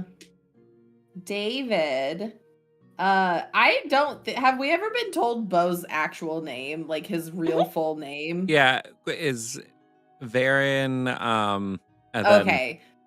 yeah. Lead on. Yeah, Ste'yn got it at one I point. knew that we knew his last name Mhm. because he was like trying to research Yeah. his father when we were in the like wizard place. In the The library. guardianship in Yeah, the in the library. advisory board. How did Beau tell us how old he is actually? Because I don't remember Yeah. that either. Yeah, he said it. There's 176. Okay, I was thinking I couldn't remember if he was Ancient. above 200 or not. Mhm. And then As a I grandfather. know that Beau mentioned his list, and I know you said that like Amos is on it.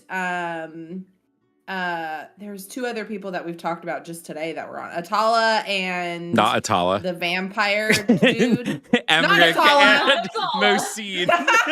He's not that. He's No. not that spiteful of the gods. The freaking Mosine. Rosita's woman. Mosine. Mosine. Say it like more times.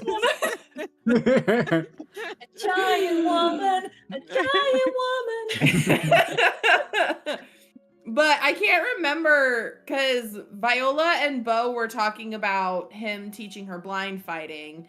And it was around when that conversation happened that the list came about, I think. And I feel like you gave a number and it was missing. Like you it didn't was say 4. everybody that was on the list. Yeah. Okay, so then who's the 4th person on the list? So the 4th person is himself. So his entire thing, because I mean, I mentioned the thing with like killing the scientists and stuff like that. That's like one significant, I mean, pretty significant life, but like one of many that like he took when he was over there. And so like, in order to I'm trying to think of how to explain this, because I mean, there's like layers to like the idea of it, but basically like everybody know he was a performer. So when he got turned into a Demvir, like the situation was very between Gen collapsing and just like the brutality of that, and then the actual transformation itself. Like a lot of it was a lot for him to like wrap his mind around. So in order for a coping mechanism, when he was like basically like shutting down, not able to figure out what to do, he decided that he would do what he knows to do and created a character that could thrive in the environment that he found himself in, and then clung to that character. So he developed like the mindset, because part of the turning into a Demvir, he died and then came back. So in his mind, like he created a person that had the mindset of they are already a dead being, and if you're dead, then what's the point of morality at that point? So like that's why he could like be like, oh, we can go and do this because I'm already dead. Like morality doesn't really mean anything. The only thing that he had as like an out for that like personality essentially that he was holding on to was like what I said earlier. He would draw the line if it involved kids. So like when it came to like contracts and stuff like that, he never took one that required killing like an entire family or a child specifically or anything like that. So he was very conscientious of just like specifically targeting any kind of child throughout it. And so after he left, which he left after the whole entire thing with what we now know as Nora, and not having killed her, like that's when he made an escape and then went about doing that. And then he met up with Helena. He decided, like, at first he almost like let himself die because he was already like very blood deficient. He was in huge withdrawal, like, because he essentially was losing control. So he told her that. And so she knocked him out and then ditched him in the woods. And so when he eventually came through, he was already pretty well withdrawn from not having anything. So at first he was just going to let himself die.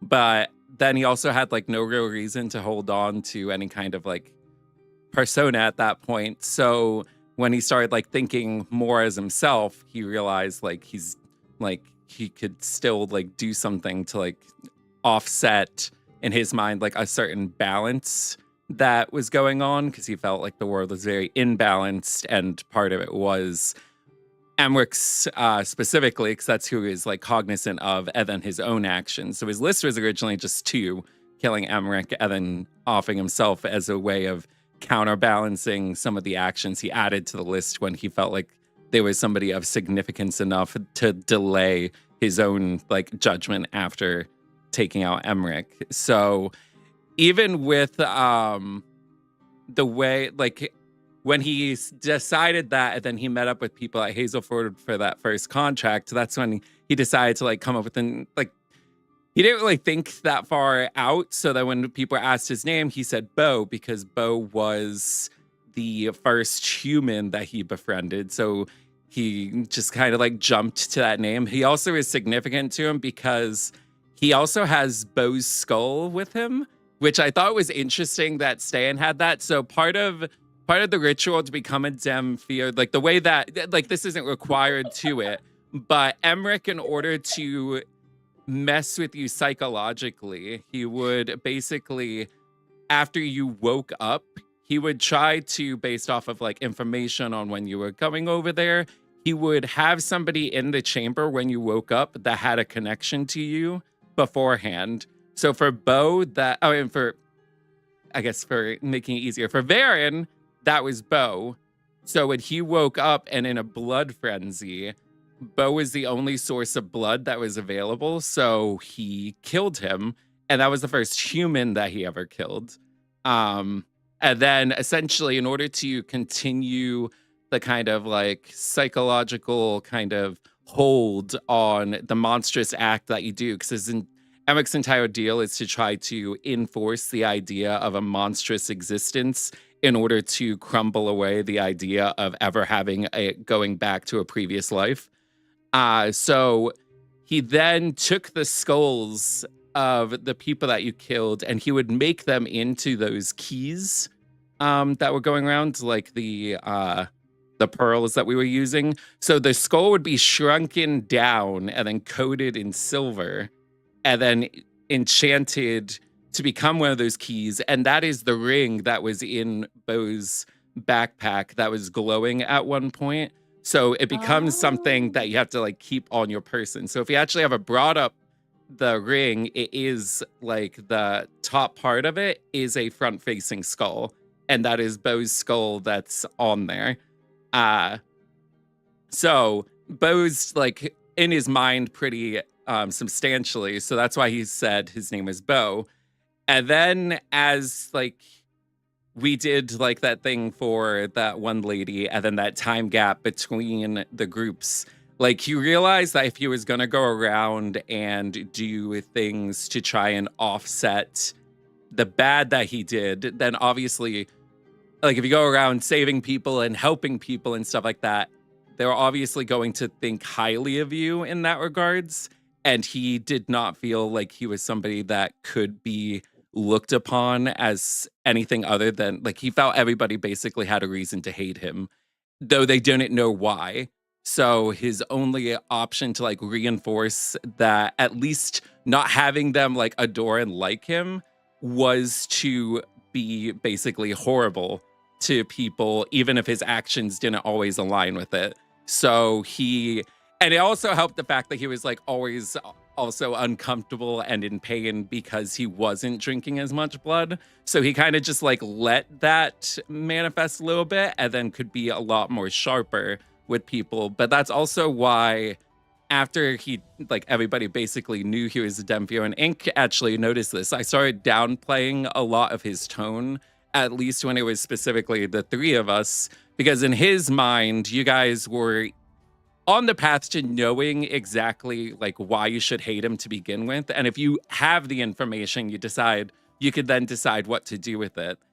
So he didn't really feel like there was that much need to keep a specific persona around you three. So he was gradually kind of letting that go when it was just like in your company. Because as far as he was concerned, you guys would at least have all the information you would need to come up with an assessment, which he would assume you probably wouldn't really care for him all that much, but that you would tolerate him was like his assumption. So then his goal was, after killing everybody at that point, feeling like he's kind of tilted the scales a little bit, his plan was to kill himself, which is why I thought it was interesting what Nora was saying, because I mean he would delay his death, but let that would potentially provide a contrast to how I actually see it. Because the end was, in my mind, he didn't actually like commit to it fully. So like in my mind, he separates from you guys after we kill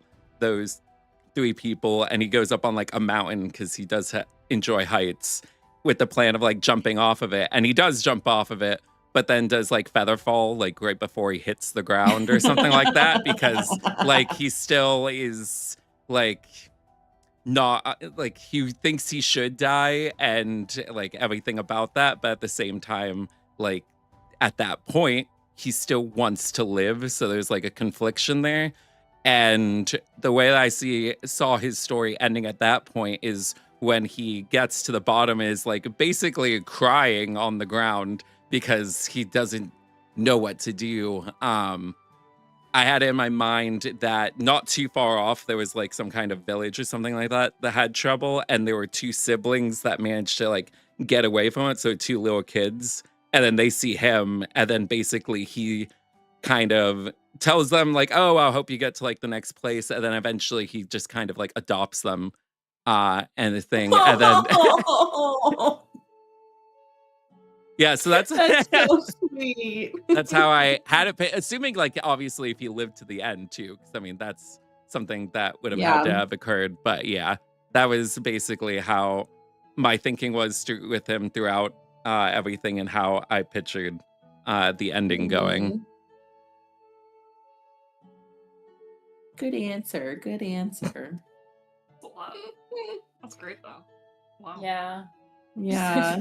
Take a second. Soak it in.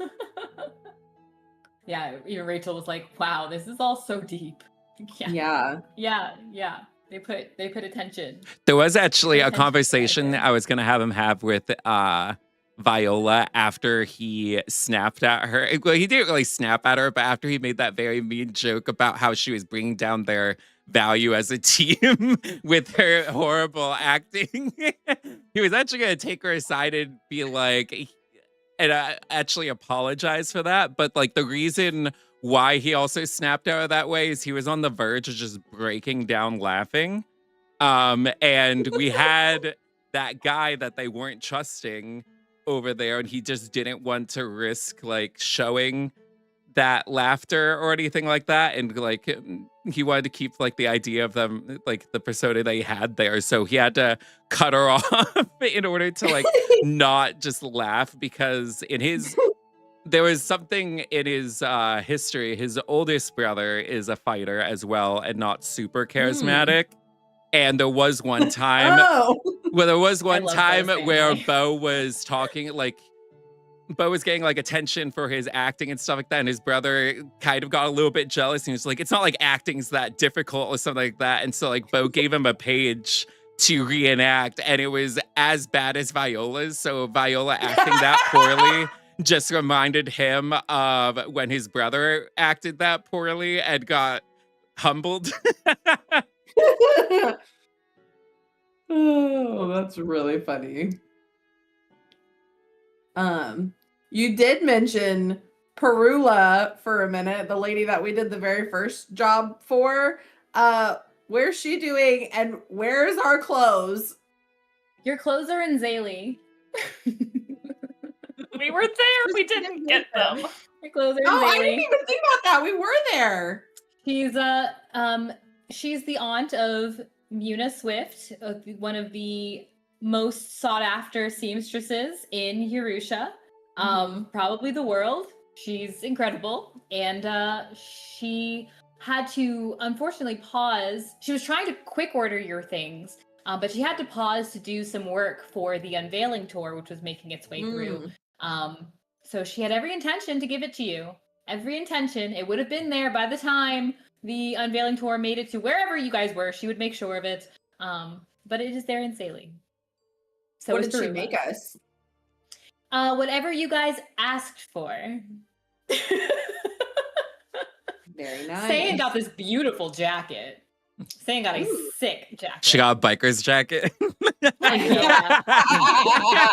Leather jacket with the skull and roses on the back. And the wig. Heck yes. Heck yes. Oh my gosh.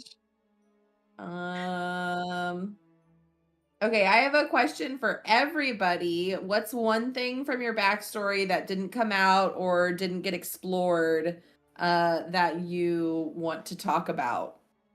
Ooh. I had a very similar question, so I'll mark it as if it is asked. And I'm gonna go to the bathroom, but I'm still listening. Unless we're Okay. gonna take an Here's us. actual break, but I'm gonna go to the bathroom and I'm still listening.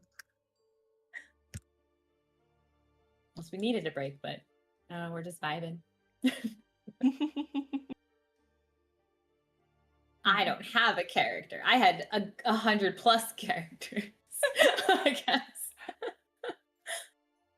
I know there was like, this wasn't, I don't think this would be my answer, but there was a conversation that I had in mind for Beau to have with Ste'yn once they had like a moment, because it was kind of like me wanting to also like introduce like the concept of, because some of the spells changed when we went from the 5th edition to the 2024. So I thought it would be interesting if there was like some lore and kind of explaining that jump in it, like say like those were old. So basically I was thinking of a conversation to have with Ste'yn about how he sat in on a lecture at like the university that his dad taught in at the time, and the lecture was on the principle that of how the revivify spell changed over time. And the initial, like, the idea that I had in my mind is that there was essentially like a paladin who was seeking after somebody that was going around doing a bunch of horrible things throughout like the world. So he had an oath and he was tracking him down for like years. And then when he did finally corner him, the guy killed himself. And so in order to not get the justice that this paladin has spent like the last several years on, so then the paladin refused to like let that go. And regardless of what everyone kept telling him about how Revivify wouldn't work in this case, because there's no way the soul would willingly come back from death after it took its own life, which is how the Revivify spell used to be, that after like on his 3rd attempt of doing it, his basically conviction in his oath overpowered the soul of the person and brought them back against the will anyway, and then was able to be justice was able to be served at that point. And basically once the idea became about that it could happen, other paladins began doing it, and then you would start seeing forces of nature from druids as they started doing it, and then it basically started spreading until this new version of Revivify became popularized. But that also had its own plethora kind of morality issues on, is it correct to do it when the soul is no longer having a say in it? So like that's what this lecture was on. And he was basically going to have the conversation with Ste'yn, because I felt like that's kind of her jam, is about bringing like the soul and stuff like that. And the reason then to circle back as to like why he was asking it is because he gained that spell that sacrifices himself to bring somebody else back to life. And so his question to her was going to be if she would even want that, because if she didn't want it, even though he would be wanting to do it, he would respect her desire to let her soul be at rest if that was going to be the end result of what her will was, because he also has had his soul brought back against his will on numerous occasions. So he understands like the idea of living a life that you were already willing to give up. So he didn't want to put that kind of burden on her if that was like her overall thinking. But we never got a chance to have that conversation. that is twice or 3 times now. This has been like so very close to an idea, the idea that I had in mind for what Catherine had asked earlier, and I was like, wow, you guys are okay. Maybe it's not as original as ideas I thought. But of course, we're in the middle of a question that Kassie already asked. Let's see. So like that would have been a very fascinating conversation to have.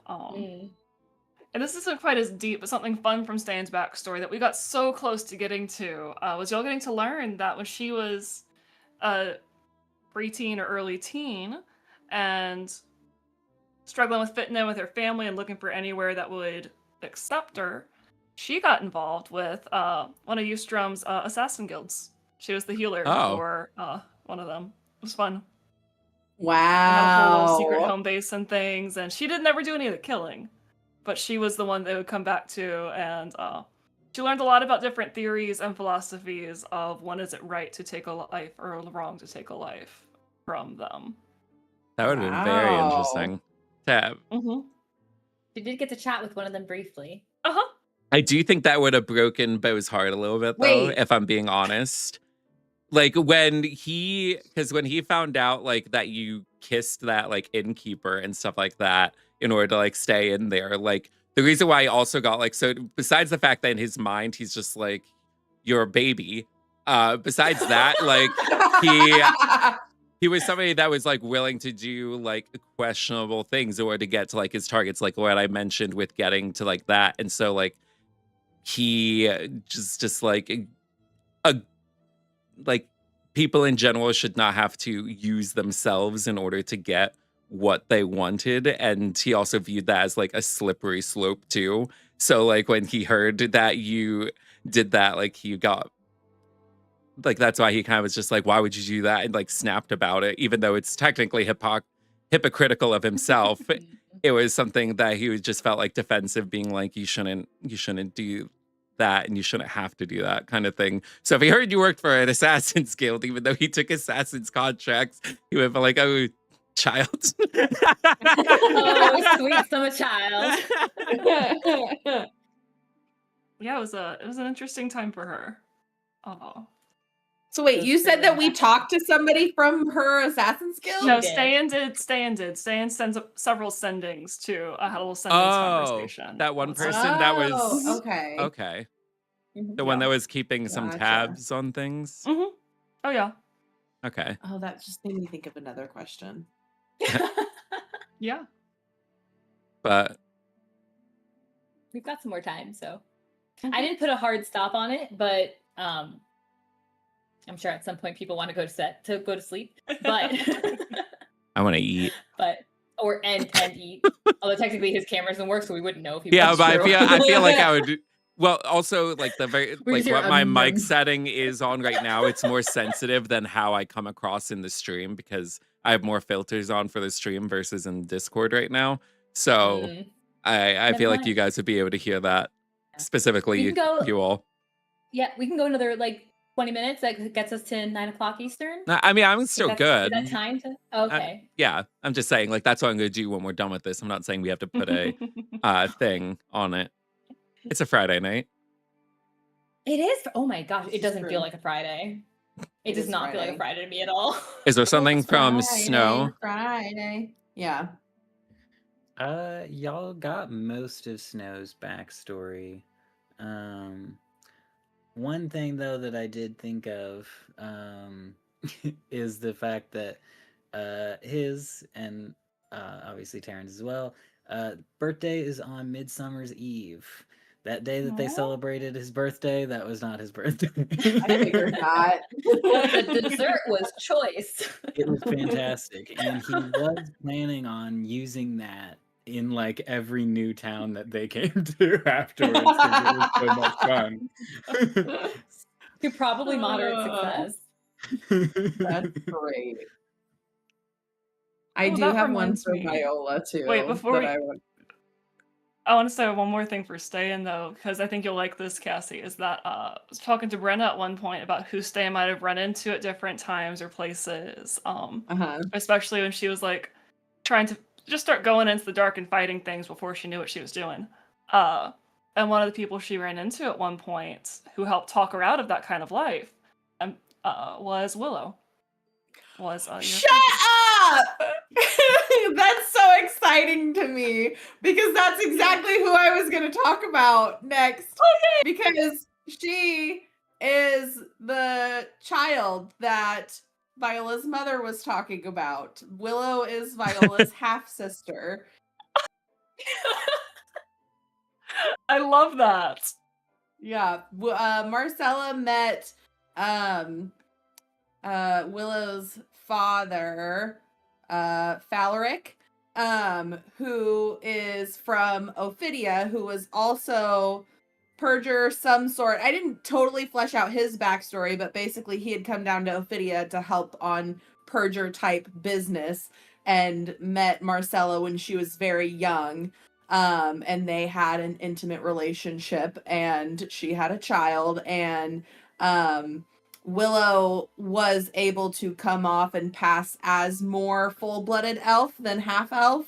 And so he took her back to Ophidia to raise her because he didn't want his daughter to be raised by humans. And so she was kind of kept up there and hidden. And then when it came out that she was a half-elf, she got exiled. And so then she was kind of running around doing her own thing until she became a purger. So she is Viola's half sister through her mother. So that is awesome.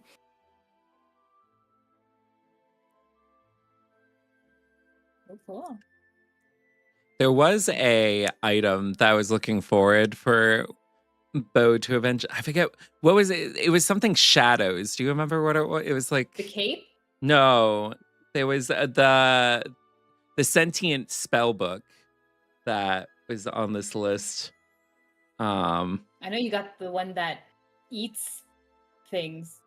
Yeah, no, Right? yeah. Then there was another book. It was like a shadow grimoire or something, or something like that. Wait a minute. Yeah, it was called the Shadow Grimoire. It's a sentient book. I was looking forward to getting that because he was also, in his fashion, going to name that book as well. And he was going to name it Arthur because Arthur was a friend that he made when he was at Gen. And when Emic first like showed up at Gen, like a Beau and some other people, including Arthur, were there, and they were getting like sliced to pieces. And so in order to give them an escape, Arthur tried like blinding at Emmerich as they like dashed away, and he ended up getting killed because of it. Beau did get away because of it, but Arthur got like impaled and then cut in half basically throughout it. So he was a wizard. So when Beau finds like the sentient spell book that he was going to use for wizard spells, he felt it appropriate to name it after Arthur for his attempt at saving Beau's life. Yeah. Very cool. He also named everything so frequently because him and Silia used to name all of like the pets that would come through the garden together and stuff like that. Aw. So they would do like I love picnics. So Silia. he got into like a rhythm of naming things. So he was the one. I don't know if anybody else actually named any of the pets because he named Buttercup. He named Cherry. Like he was naming up everything, even things that didn't like he. That's why he Sebastian. gave a name to his familiar. Sebastian. Yeah, Sebastian. But like, yeah, so he was like liked naming things, and that was like one of the things that he still like let himself go around doing is giving things names as he was seeing them. That's Which so my funny. question though is, what was to do with Sebastian? The cat. Yeah, He's just a cat. that was it. He's a cat. Not a special cat. He's a dope cat. Just a cat. He's a cat. And then That seemed pretty cool. what was the He's deal not with just a cat. He's the cat. what was the the deal cat. with He literally Arno? is the cat because he's the only cat that we come across in the whole campaign. That But I also want to know what happened to Arno. I thought that maybe the Yeah. cat was Arno. Yeah, because you That would even be in your very statement cool. earlier, just like, yeah, you had all these characters that you could have like explored. I was like, we tried exploring Arno. We tried so I'm many not- times to get in contact listen. with him. Listen. After a point, there was like, there's got to be a best way to bring him back around. So Arno does have a history, though, and it does actually relate. He's another one that has similar goals to Beau's. In fact, he actually coming from Gersay, he. So that is a country of where they have become fairly good fighters, but it's kind of with a like an artistic kind of flair to it. I don't know how best to describe it. Like they're proud people, and kind of keep things joyful, but they also they include that in everything that they do. But he's actually part of, because they're so close to, right, the Turin's Crag. So he's actually part of another group of people that are after these dark creatures, and in particular, he is vested in vampires and such. My brother helped me come up with this one, in fact. But he also had reason to be in the guardianship For 2 days. I'm joking. Maybe. But I was trying to see where there was space to bring him back in, and it never felt like, oh, this is the time. This is the moment. So yeah, he's there. He's doing his thing. Who was his contact that we were supposed to meet that didn't show up? The one from, You know, when we were being so sneaky? and he was gonna get you over to the rally district. Yes. It was just someone higher up in the district. No. I didn't have it all super fleshed out. Gotcha. My money was on Torval. Could have. Unavailable. To the backstories real quick of we were talking about Beau's a great deal. And then I can jump to Ste'yn's. But one fun thing, I really hoped we would get to meet Anwen, who you would have come across. I had this really funny idea in my head of how y'all might come across her if you went to Marin's Eve, which is the kind of last stop before Ophidia. And it is because she is also a wizard, right? She's a necromancer. Yeah. So I had this fun thought of you guys coming across this just this walking skeleton with a basket in its hands, and Ste'yn being like, absolutely not, this is unacceptable, and trying to destroy it. And it would lead to a confrontation because it would have belonged to Anwen. To which you would have found a very heavily pregnant elven woman. Oh, Anwen also is the one with the hat. Going to be an uncle, huh? Anwen was also the one responsible for the hat that Snow had. Yes. Yeah, I was unsure. I really wanted Anwen and Ste'yn to meet. Because, well, the thing is, Ste'yn reminded Beau a lot of Anwen, which is why he was opening up to her a lot more quickly. Viola had her moments where she reminded him of his older brother, and Snow, for the most part, there were moments where he reminded him of Beau himself from back when he was acting and stuff like that. Back in my but day. yeah, with Ste'yn, he was reminded a bit of her. There was, but he also felt they had different concepts of how to entertain the dead to an extent. She used to, with Beau's help, as far as he would help out with digging, because Beau used to be quite strong. But they used to dig up graves, and she would talk to them, and basically ask them things.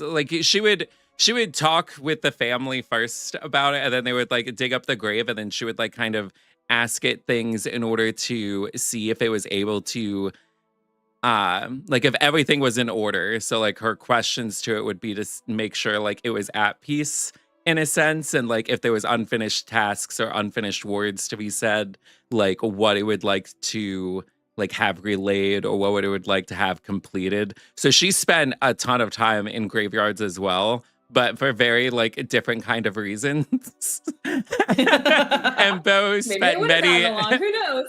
Beau spent a lot of time there because she was not that strong, so Beau was in charge of digging a lot of the holes. Incredible. Oh my gosh. I I really liked the concept of Onwin. I thought she was a lot of fun. I was very excited for you guys to meet her.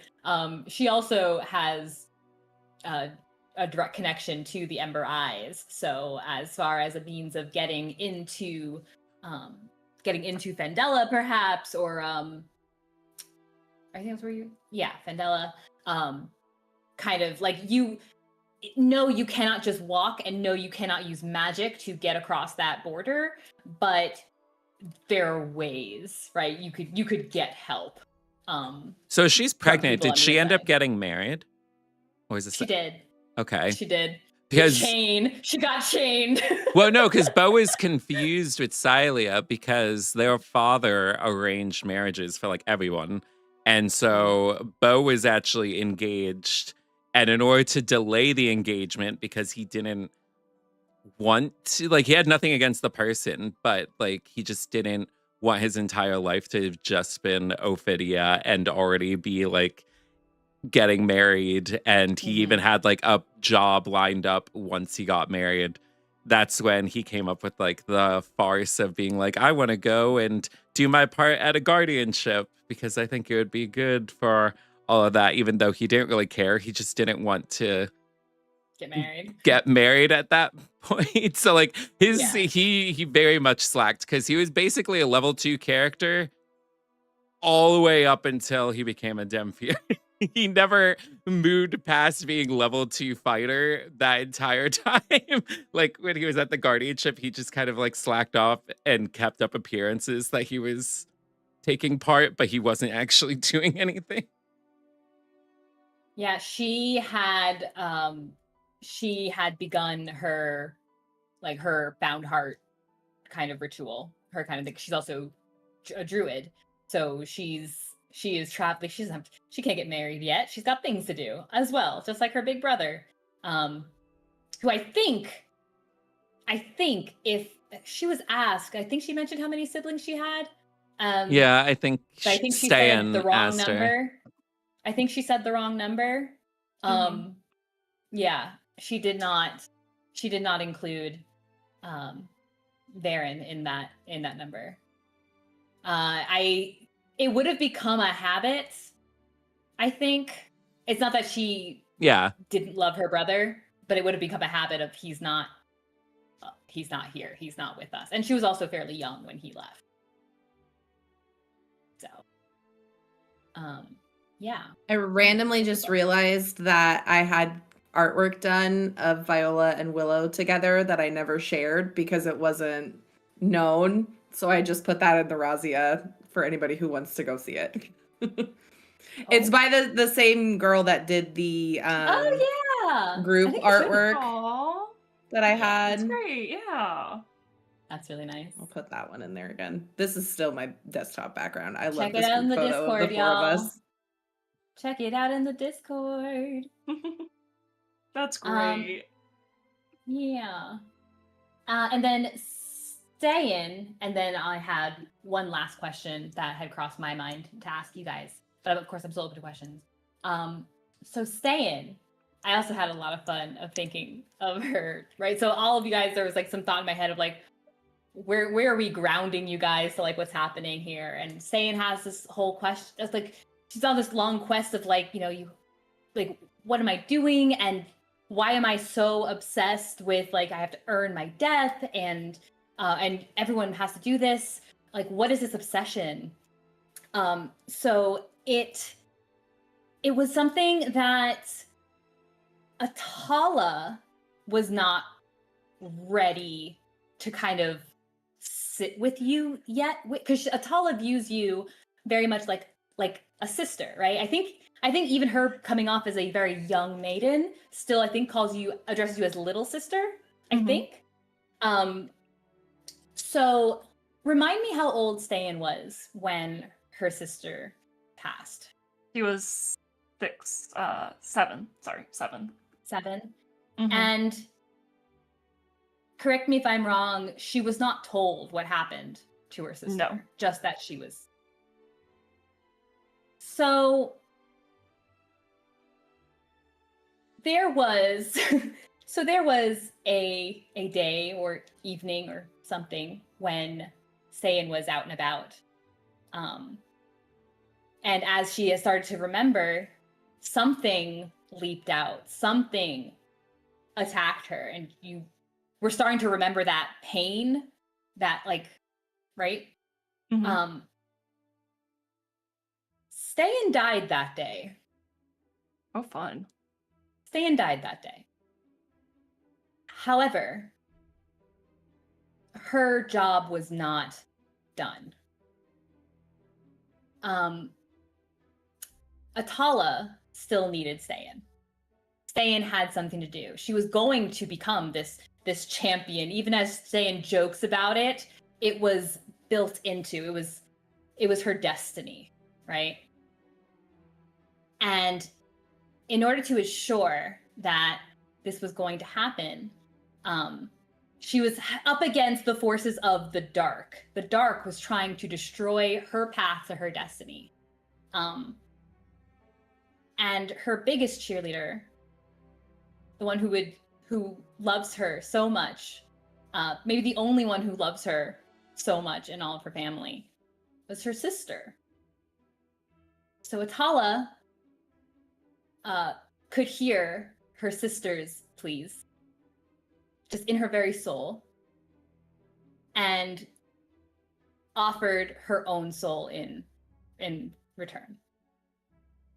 Oh boy. So little Rosie was willing to take your place. Her destiny was not the same as Ste'yn's. So instead of Ste'yn dying that day, it was her sister, so that she could live and fulfill her destiny. So there is a striving urge and urgency in Ste'yn. Like, death is earned, right? You can't die yet because you have something to do. And your sister, Atala, can't quite, like, to make you understand that would be a very difficult thing to just drop on you. And so with help from a vision of like what your sister would look like as she was growing older, kind of helped ease Ste'yn into this knowledge, or will help ease Ste'yn into this knowledge, so she can face her destiny. So Ste'yn also has had her soul taken and returned without her knowledge, or I guess immediate consent. So Viola's the only one that never died. Sounds like it. Because Snow How's it died feel to be too. so normal, Viola? Yeah. So Freaking actually, nobles. that does remind me of a conversation that I intended Beau to have with Snow, like circling back to like Snow's dying, because like he didn't want Snow to die, obviously, just throwing it out there. But at the same time, he was very relieved when Snow told him what he saw when he died. Because even though he described it as being like uncanny and it definitely sounded uncomfortable, Beau has only ever seen like a void whenever he died. So in his mind, that was like it. That was also part of the reason why he had such a more of a conviction on just like not liking the gods at all, is he felt like they were fabricating a death, like a end of life experience that just wasn't there. Because like even though his family wasn't super religious, he heard about I forget what it was in Ophidia, the goddess that like they viewed over there. I know that there was The mother? yeah, the mother. Mithria? Yeah, so like he heard like stories about how like in the afterlife from following her, like there was a certain expectation and stuff like that. But he just went into like a void when he died. So he felt like it was all lies that they were also just like saying, just being like, oh, you guys did all this. But then even though it was very uncanny and uncomfortable, it proved that there was other deaths, because he also interviewed like a bunch of the Demvir when he was back at the castle, and they all had the exact same experience. So it wasn't like he was going off of a solo experience. It was compiled from very like a huge amount of conversations, very identical experiences So Snow's is the first experience that contradicted what he believed the afterlife would be. So in his mind, it created a bit of hope for like at least the lives in general that he took, and also just like the concept of there is like potential out there. But he also came to the determination that the running trend that with everybody they interviewed about it was a dem fear. And so then he came to the realization that, like, because he also doesn't need to breathe and stuff like that, that they are very much in limbo between life and death, and thus, and then also like the concept of being cursed. So he's just like, okay, so it's not that the gods wouldn't uphold their bargain, it's just that the gods still, even with the bargain of everybody else, they're not going to touch somebody that's cursed.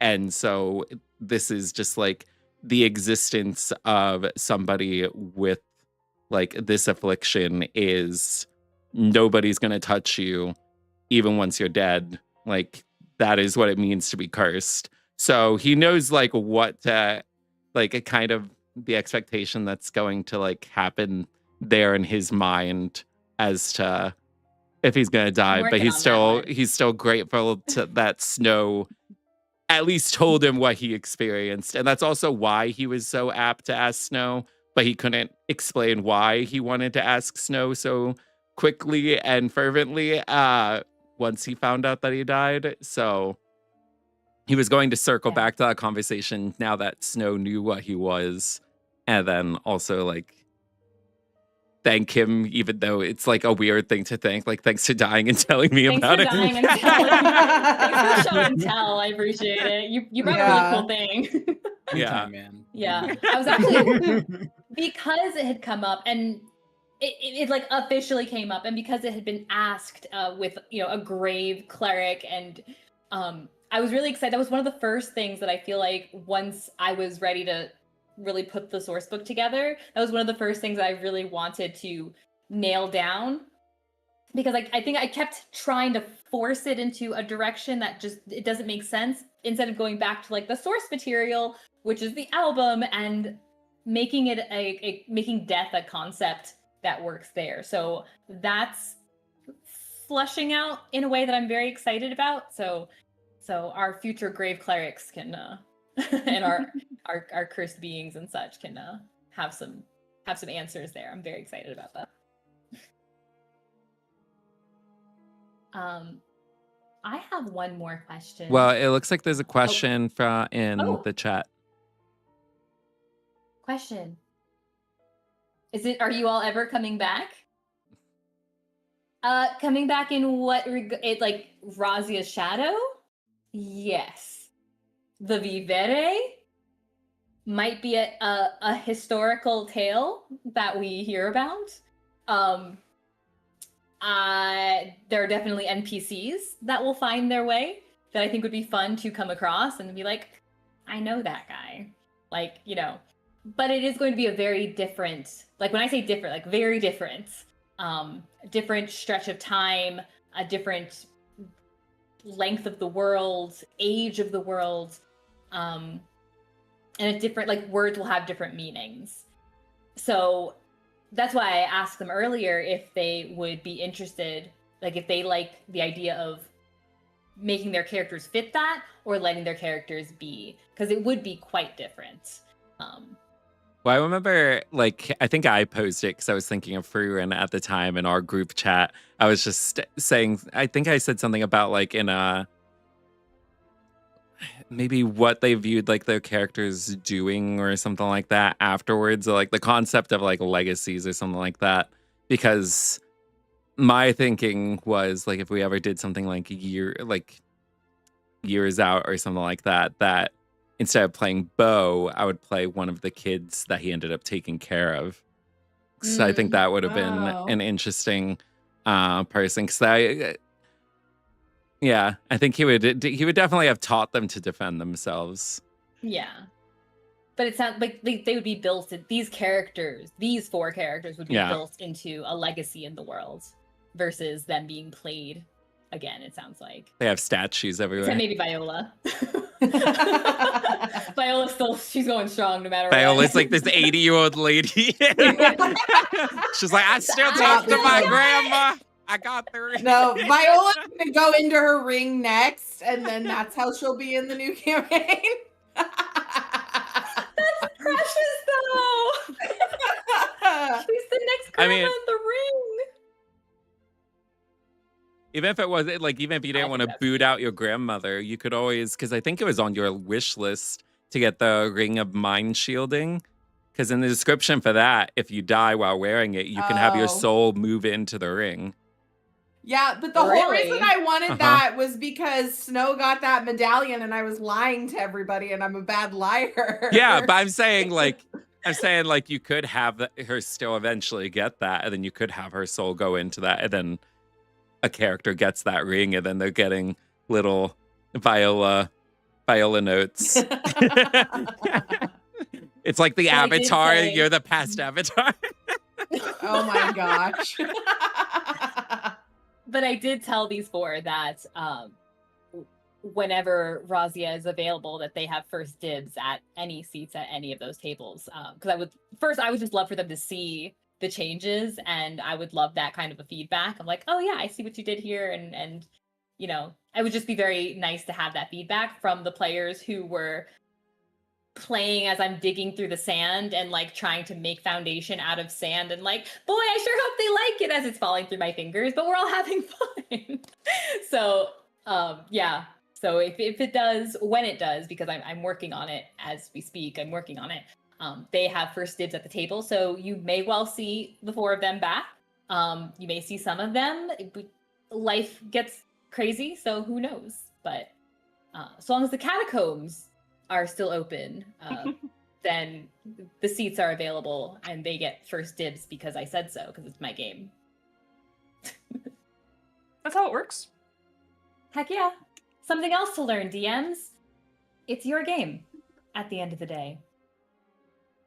Period, the end. We're having fun. I wanted to know, and I am still open to questions. This is just the other question on my own list. I wanted to know from you four, what is the lingering impression? We've touched on this, I think, a bit throughout, but what is the lingering impression that your characters have about the other three? And how has it changed from when you first met the other three? I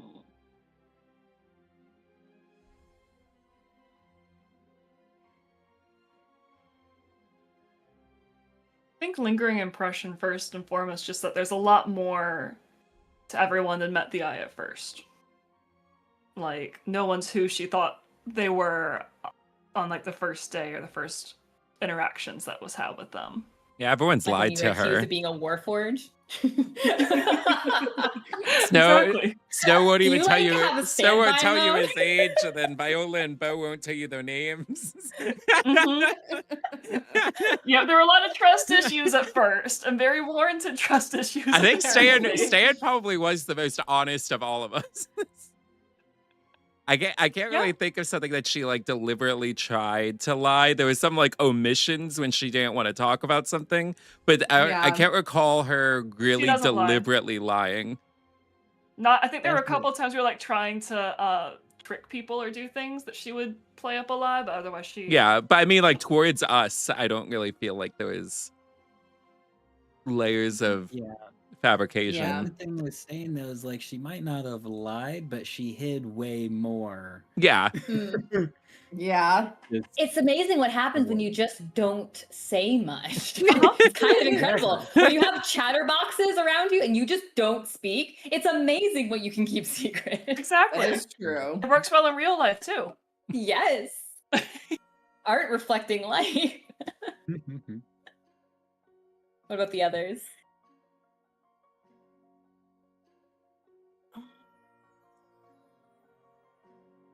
It's a hard question. Viola, like, she, I think as time has progressed, I think because she thought that Snow originally was just like a very happy person, loved poetry, just like a very peacefully joyful person. And I think she's realized that they are more similar than she originally thought. Still both very joyful, but there's a lot more depth to his character than what she originally thought. And which I will say too, I feel like Snow and Viola haven't chit-chatted a ton, and so she's not as close with Snow as she is with Ste'yn. And I wouldn't necessarily say that she's close with Beau, but they have talked a lot. And Viola has a lot more respect for Beau now than she did originally, because he's like taught her more things, and she's realized that he's not just a grumpy old elf all the time. And that he actually has quite a bit of like wisdom and knowledge that he could share with her. And I feel like as time has gone on, like Viola looks up to Ste'yn like more and more as time has gone on, because she's seen her do well in battle and things now. And so Ste'yn's like kind of a role model for Viola. Aww. I love that. Ste'yn would be terrified if she knew that, but Yeah. Oh no. Familial responsibility. oh, no.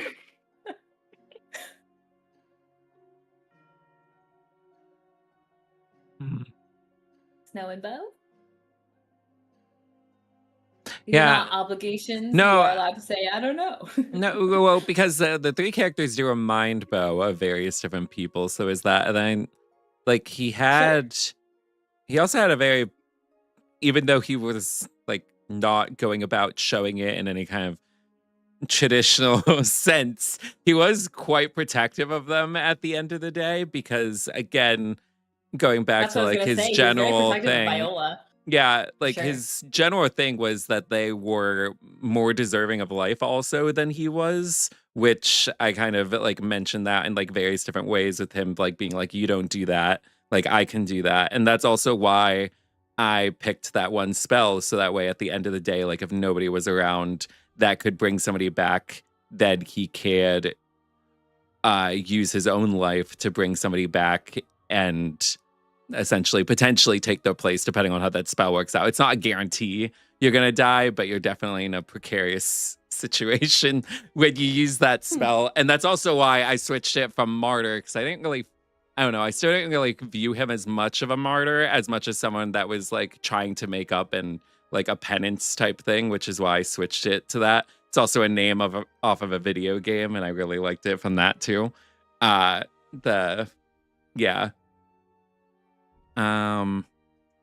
There was also like something that he never really got like with Snow again, was on top of the protection, he also never really, like, he said it to Snow on multiple occasions, like you have to be willing to kill and stuff like that. But at the end of the day, like, he never actually wanted Snow to end up having to take somebody's life, because he held on to the belief system that you shouldn't take lives before all of those other things. And he knows what killing somebody did to him. So at the end of the day, he didn't actually want Snow to have to go down that route. But he also knew that there were things that they needed to do, him specifically. So there was that level of protection that he also kind of hoping that if somebody was going to die, that he would get the attack in before Snow would get the attack in. And was also glad that Snow usually spent his time not necessarily attacking, but boosting everybody else. Oh yeah, that was intentional. Yeah. And played very well. If we were fighting humanoids, Snow never used a damaging spell on them if he understood them to be close to death. I was always particular with that. I always tried to ask, like, you know, oh, they're like barely bloodied. Okay, then I know, you know, Mess little them vicious up. mockery is not gonna kill them. I know that they will survive it, so it's not a problem if it lands at all. Unless it was just a monster. That was specifically for, like, you know, humanoids. But even with monsters, like, he almost never killed any of them just because, like, that wasn't his specialty. His specialty was not damage. All of you were good at dealing large amounts of damage, and there wasn't really a need anyway for me to also be trying to do that. So I was starting to keep that in mind. I was aiming towards. The plan would have been aiming towards more monster type creatures versus more humanoids, like bandits and such, which would be fine. Like, I'd send, like, if it came up, I'd send either one. But I feel like there was more of the latter to begin with, and it would make, not that it would make more sense, but I wanted to have that opportunity, that it wasn't just the constant conflict of, like, there's all these people who keep attacking us. I don't want to kill them, you know, like. I do think the fights that we had the most trouble Monsters. with ended up being the fights against the people, because at Saker's Keep, we were getting quite a bit of damage on us. And then again, when those bandits did fights, that's when Snow died. So, like, the humans ended up being far more deadly to us than any of the real monsters ended up being. You killed the dragon just fine. Yeah, nobody even, I don't even think anyone You just wait collapsed till in the that next fight. dragon. You just wait. I'm ready. We should have made that our specialty. Just like put beat people up with a advertisements dragon. out. Like, anybody got a dragon for us to fight? Because we're really We good at got that. you. Listen, I'm just saying, if we want to do a one-shot where it's just we come to fight another dragon one day, you know, You want in? whatever the heck. Oh You want yeah. in? We can do this. Just I fight also- a dragon again. I also know during the dragon fight, like, Beau would talk up the crew, but he also knows he missed all of his attacks. Because I remember I was rolling so bad at that. So he was proud of everybody else, but he knew, like, he dropped the ball because he missed everything that entire fight. He basically We was need a just dragon. clicking to a wall, but he still went along pretty with sure that we was killed a mostly dragon Viola. because you guys all did That's so kill a funny. dragon. Viola did a lot. Love it. Ste'yn did a good bit of damage too. Yeah. I think Snow even damaged the dragon. Snow did like 1 or 2 spells, That's- I think, that did like a little bit of damage. More but it was than Beau mostly- managed it was to mostly the girls. Beau just looked cool Dang. missing his shots. That was about it. And sometimes Level cool's the name 20 of the game. characters. Oh my gosh, I'm not ready to have level 20 characters. But come on, Combat. if you have just one big bad dragon to manage against 4 level 20 characters. level 4 level 20 characters against one creature I- already is. Kassie wasn't there when we did the level 20 run shot that Josh ran. We were in that boss room, I think, for 2 hours with level 20 characters. And I think I went to bed at like 2 because I sounded drunk by the time 1 o'clock hit. Oh no. Like, my speech is slurring. There's a clip of it happening. Oh my gosh. Yeah, I didn't mean for it to last that long. It was good. It was just But like, it was that's. also supposed to be like y'all Yeah. are fighting a god. So Yeah, but I'm just saying, like, just because Level we're level 20, you 20 asked for doesn't it. mean it's gonna be Exactly. like it might take us some time. It might take time. You'll get it done. Level 20s. You're legendary. Mhm. Yeah. Were there any other questions? Anything else you guys wanted to know? Anything else burning in your minds? Because we're here. We're here. I have to go to bed eventually, but I'm still staying. I have one more silly one if nobody else has any. I mean, I've got one, but it's not the thing too serious. I just want to know, light touched and like hair was mentioned a lot. Like Snow or someone or Nora had like light touched hair, and we never got to understand what that was. So that was connected to a concept of the light spun, which I Light spun, think, that's what it was. Yeah. Yes. So this has firmed up, which made it slightly shift going forward. But essentially, they are creatures that are touched by the gods, right? Like celestial types, or have some kind of connection. It tends to come out with something like that.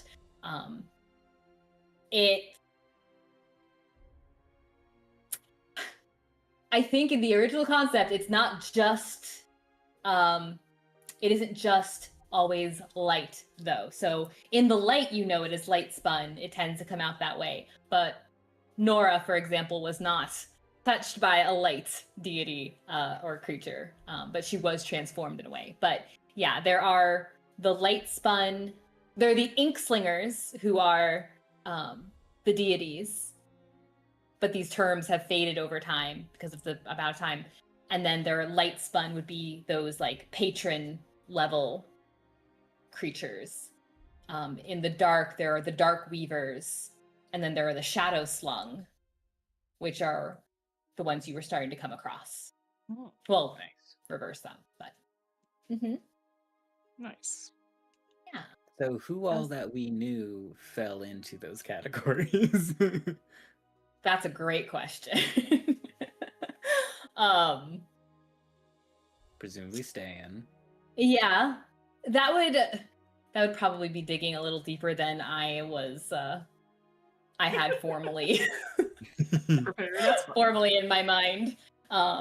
Sorry. It will be more fleshed out because I now have specific categories for these creatures.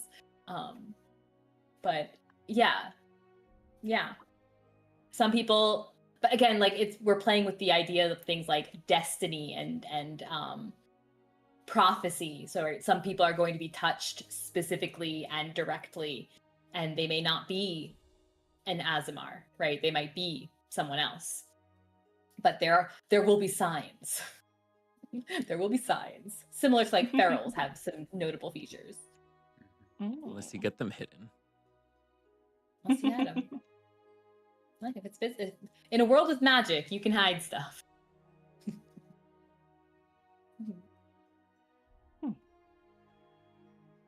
What was your You had a question question, going Kassie? to be, Cassie? Mine? Yeah.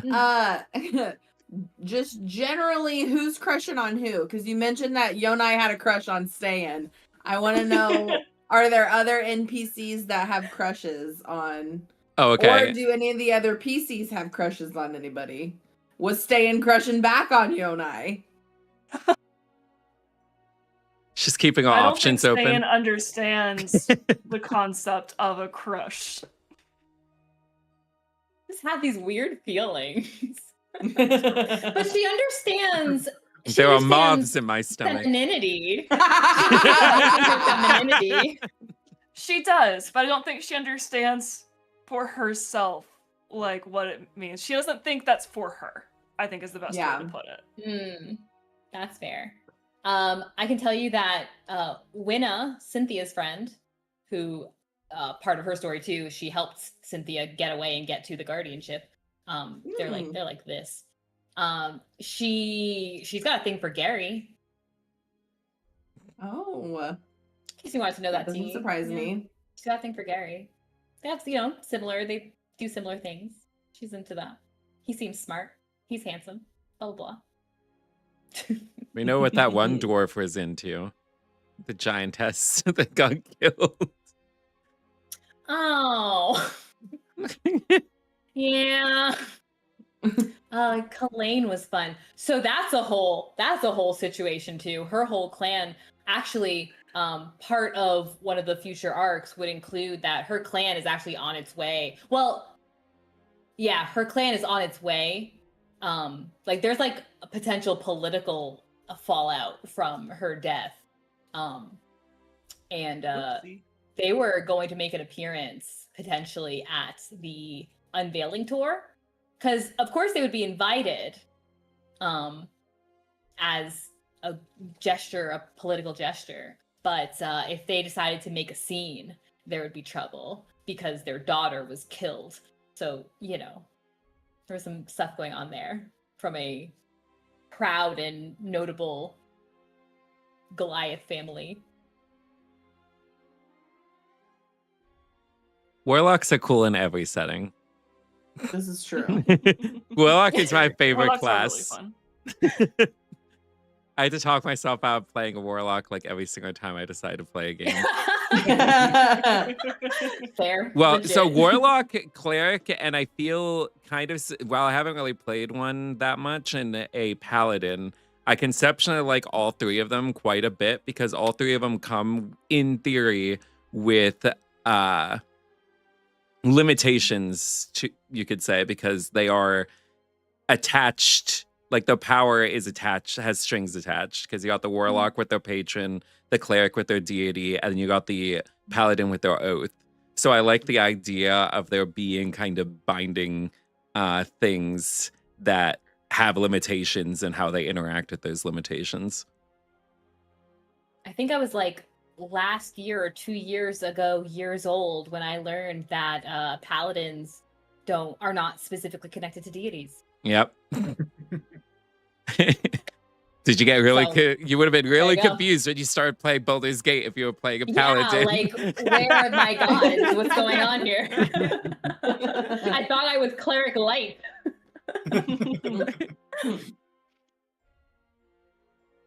Yeah. There you go. Swing back to crushes a little bit. Ste'yn doesn't have any firm crushes, but she's very intrigued by the way that Snow is able to understand her and like has helped her a lot. So I think if she ever got out of her mindset of like love like that is for other people but not for someone like me with my destiny and fate, I could see a crush form for Snow very easily. If she stopped being full of herself.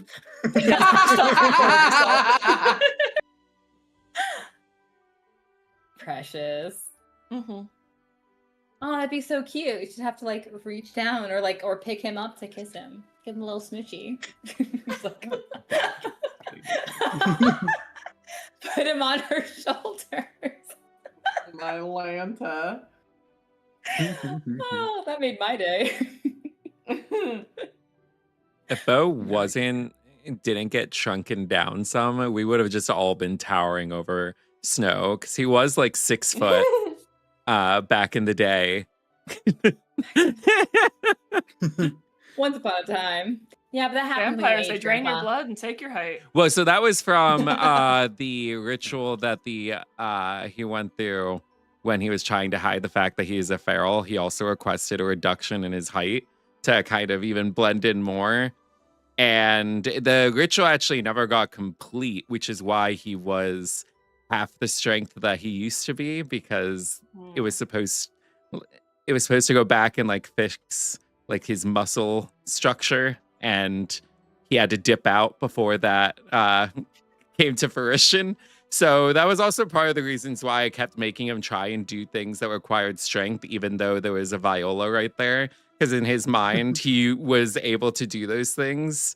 And that's also why he got super frustrated whenever he kept failing at it, to the point where I forget what situation it was, where he finally just like completely caved and just like asked Viola like outright, like completely upset about like the fact that he couldn't do it. But yeah, that's one of the reasons why he kept doing things that definitely weren't in his wheelhouse.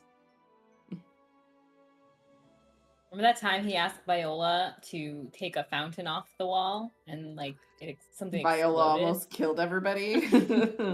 Everybody except Snow, because Snow got bored and so he left the room. Yeah. Wandered away. And then pulled y'all back out of the rubble. Yikes. Good That times, was y'all. fun. Good times. We talk about killing the Yeah. dragon. We don't talk about that. Yeah. No, yeah, of course. What even is that? Who knows? And that was after she opened that box for him and got the stink cloud. Yeah. This is after she was like, I'm never doing what Beau says ever again. Okay. She's just a very trusting person, okay? It's not like he knew that those things were going to happen any of the times. It wasn't like he was purposely setting her up. Juju follows him, and she's just like, yeah, we're going to do this. Yeah.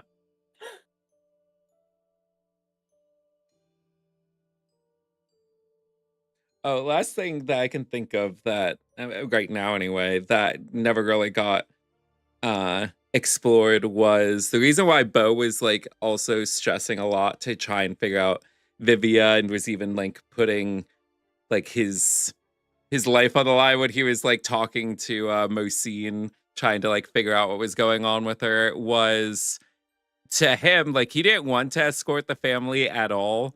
He did it because they did it. you three all wanted to, but every child that he's tried helping has ended up dying. So he was just like, I don't want to do this, but everyone was just like, no, we're gonna do it. So he's like, okay, maybe it'll be different. And he thought it was different when he got him safely there. And then when he found out that that all happened, he was just like, no, I'm gonna figure this out and I'm gonna like go out of his way. And he wasn't even sure like if the one child ended up dying. And it turns out he did die and the mom lived of the duo. So like the only child that he didn't end up getting killed, he ended up training, and that person is monstrous. Like they aren't an actual monster, but they have like no real, like, I don't know if sociopath would be the correct term. Because there's one character, so that like that the gnome that we saw in the trees, the inspiration behind his personality, if for those that watched Game of Thrones, was I forget his name, but he's the one that tortured the Ramsey? Yeah, Ramsey, I believe. I think that's his last name. Oh, okay. Well, I don't know what his first name was, but he was a messed up individual. So the gnome was inspired by that guy, and then the kid, like Beau, taught him at like the age of 10 upwards, because the kid was actually in the dark, born there, and was in a very horrible city, and he killed somebody to get their key and leave, and then felt like his life was going to be better off becoming a vampire versus anything else. So he was the youngest. He was the youngest to be recruited into that. So yeah, Beau is very much thinking there's gotta be one child that gets rescued, and that's also why I ended his story with him helping out 2 kids. Good. Love that. It is Ramsey. Razia is alive. Ramsey Bolton. Oh yeah. Yeah, the Bolton. Bad dude. Yeah. Bad dude. Any other questions, thoughts, burning Oh! concerns? Oh, I did have one more. The sending stone that Snow got. Do we know where that goes to? Who has he been talking to this whole time? Yeah. that's It's a great question. It's just another evil deity, and you've been giving them our updates, Yeah, and they've yeah. just been tracking us this whole time. Just listening. Oh, interesting. Puts it away. It's been our no. It's been our no this whole time. Yeah. I'm pretty Yeah, sure there you are some described things it that at one are. point as What? like I'm pretty sure you did describe it as one point of like the spell is working, but you get the sense it's not being received. Like there isn't necessarily a person on Yeah, the other like it's actually yeah. hearing it. Mhm. Well, The they just thing stepped works. away. Yeah. It went to You voicemail. caught them at a bad time. Yeah. I'm just leaving voice messages. There's no one actually there. It's gonna be there's gonna be a They pick up the sending stone and it's just found. boom, boom, boom, boom. Yeah. boom. Because I was thinking of every God. message sent. Who are these people? Our whole journey from start to finish, that's the only record of it, is the sending stone that Snow's been That's- doing. That is That how would the be Vivere were rediscovered and their story told in the future. Oh, what if it was Series just of like a random voicemails. family, and they would just like check in on the stone, and it was like their news of the day, and they would just like sit around, eat their dinner, and be like, "Oh, we got this update," and it's just their entertainment. Oh man. 25 words at a Quiet, quiet, my time. shows are on. Yeah. I don't know Yeah. who this person is, but gets up to some stuff. You're right. Today they killed a dragon. Today they killed a dragon. Yeah. Oh my gosh. She wish I could hear more about that story, but only 25 words, so. Oh, dang. Maybe there'll be a part 2 tomorrow. Yeah. Yeah. Some things I did throw in for fun. Mhm. That was my actual last question. Gotcha. Those of you at home, if you are catching the VOD of this, you can also post your questions in the Discord under the Razia Shadow channel. where Mhm. I'm probably in the Discord more often than I should be. So I will see it at some point. Beauty Sending said Stone Sending Stone goes to YouTube. YouTube. Yeah. As the original YouTube shorts, snow sendings. Sending the snow. 2 Has his million own listens. podcast. That would have been #1 funny podcast if in you Eurasia. if you message people in the Discord like in private DMs and be like, "Hey, give me a 25 word response," and just like bounced around to like different people in the Discord. So we were just getting different responses from various different people. Hilarious. It's in the internet. Yeah, can't break the internet. Mm-mm. Was quoting IT Crown. Oh, I don't know if anyone here has watched it, but I've seen like 2 episodes.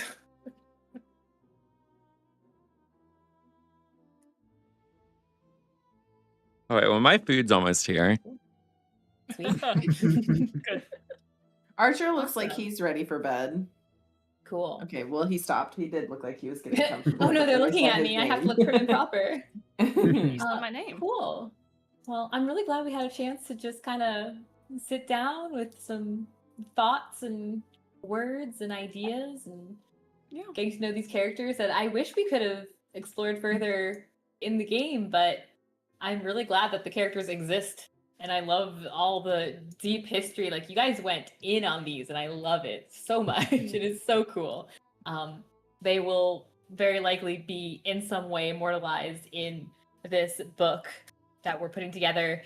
If you'd like to see more of that happening, that's happening during some of our office hours over on Twitch, twitch.tv/Catacombs RPG. I'm there every day, Monday through Saturday. A couple of funky weeks coming up because my birthday is coming up. Hooray! And I will be out of town the weekend and a good chunk of the week before my birthday. So we'll get back to the normal schedule probably the following week with some other fun stuff happening. Yay! The Catholic Raid Train is coming up. All kinds of fun stuff is going on. More of that information in the Discord and over on Twitch. But yeah, I guess at this point we full say goodbye to our campaign, which was super fun for 3.5 years. Just crazy. I hope you guys really, really enjoyed it.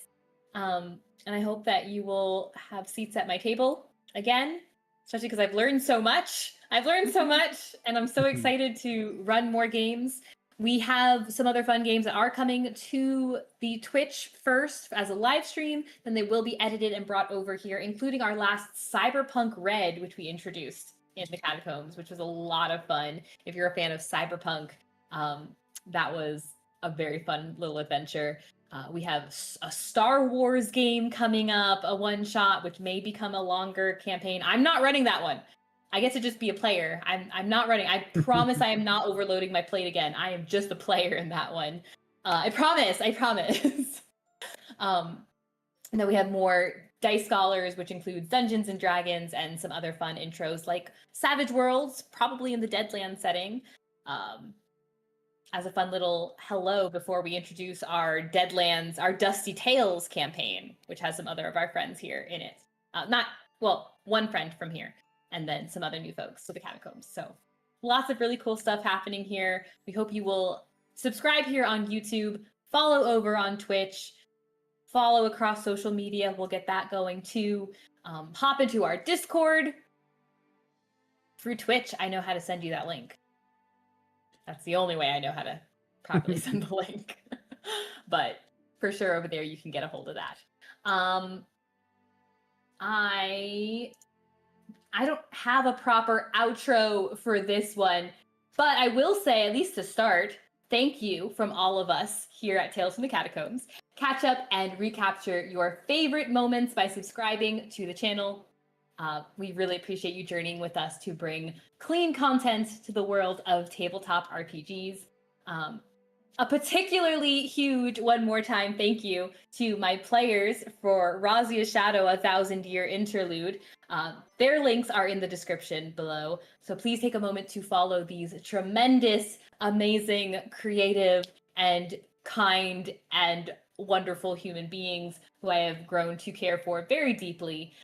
David, who played Beau, or Varen Leodon, our elfin rogue wizard. Catherine, who plays Ste'yn, alive, our grave cleric, who is very cool, has truly earned her rest. Kassie, who plays Viola. Oh, give us Viola's actual name. Violet Verowitz. Violet Verowitz. Big name change. Yeah. She really was sneaky with that one. And this was her first Dungeons and Dragons campaign, which is also very cool. So I'm honored, and I hope you had a blast.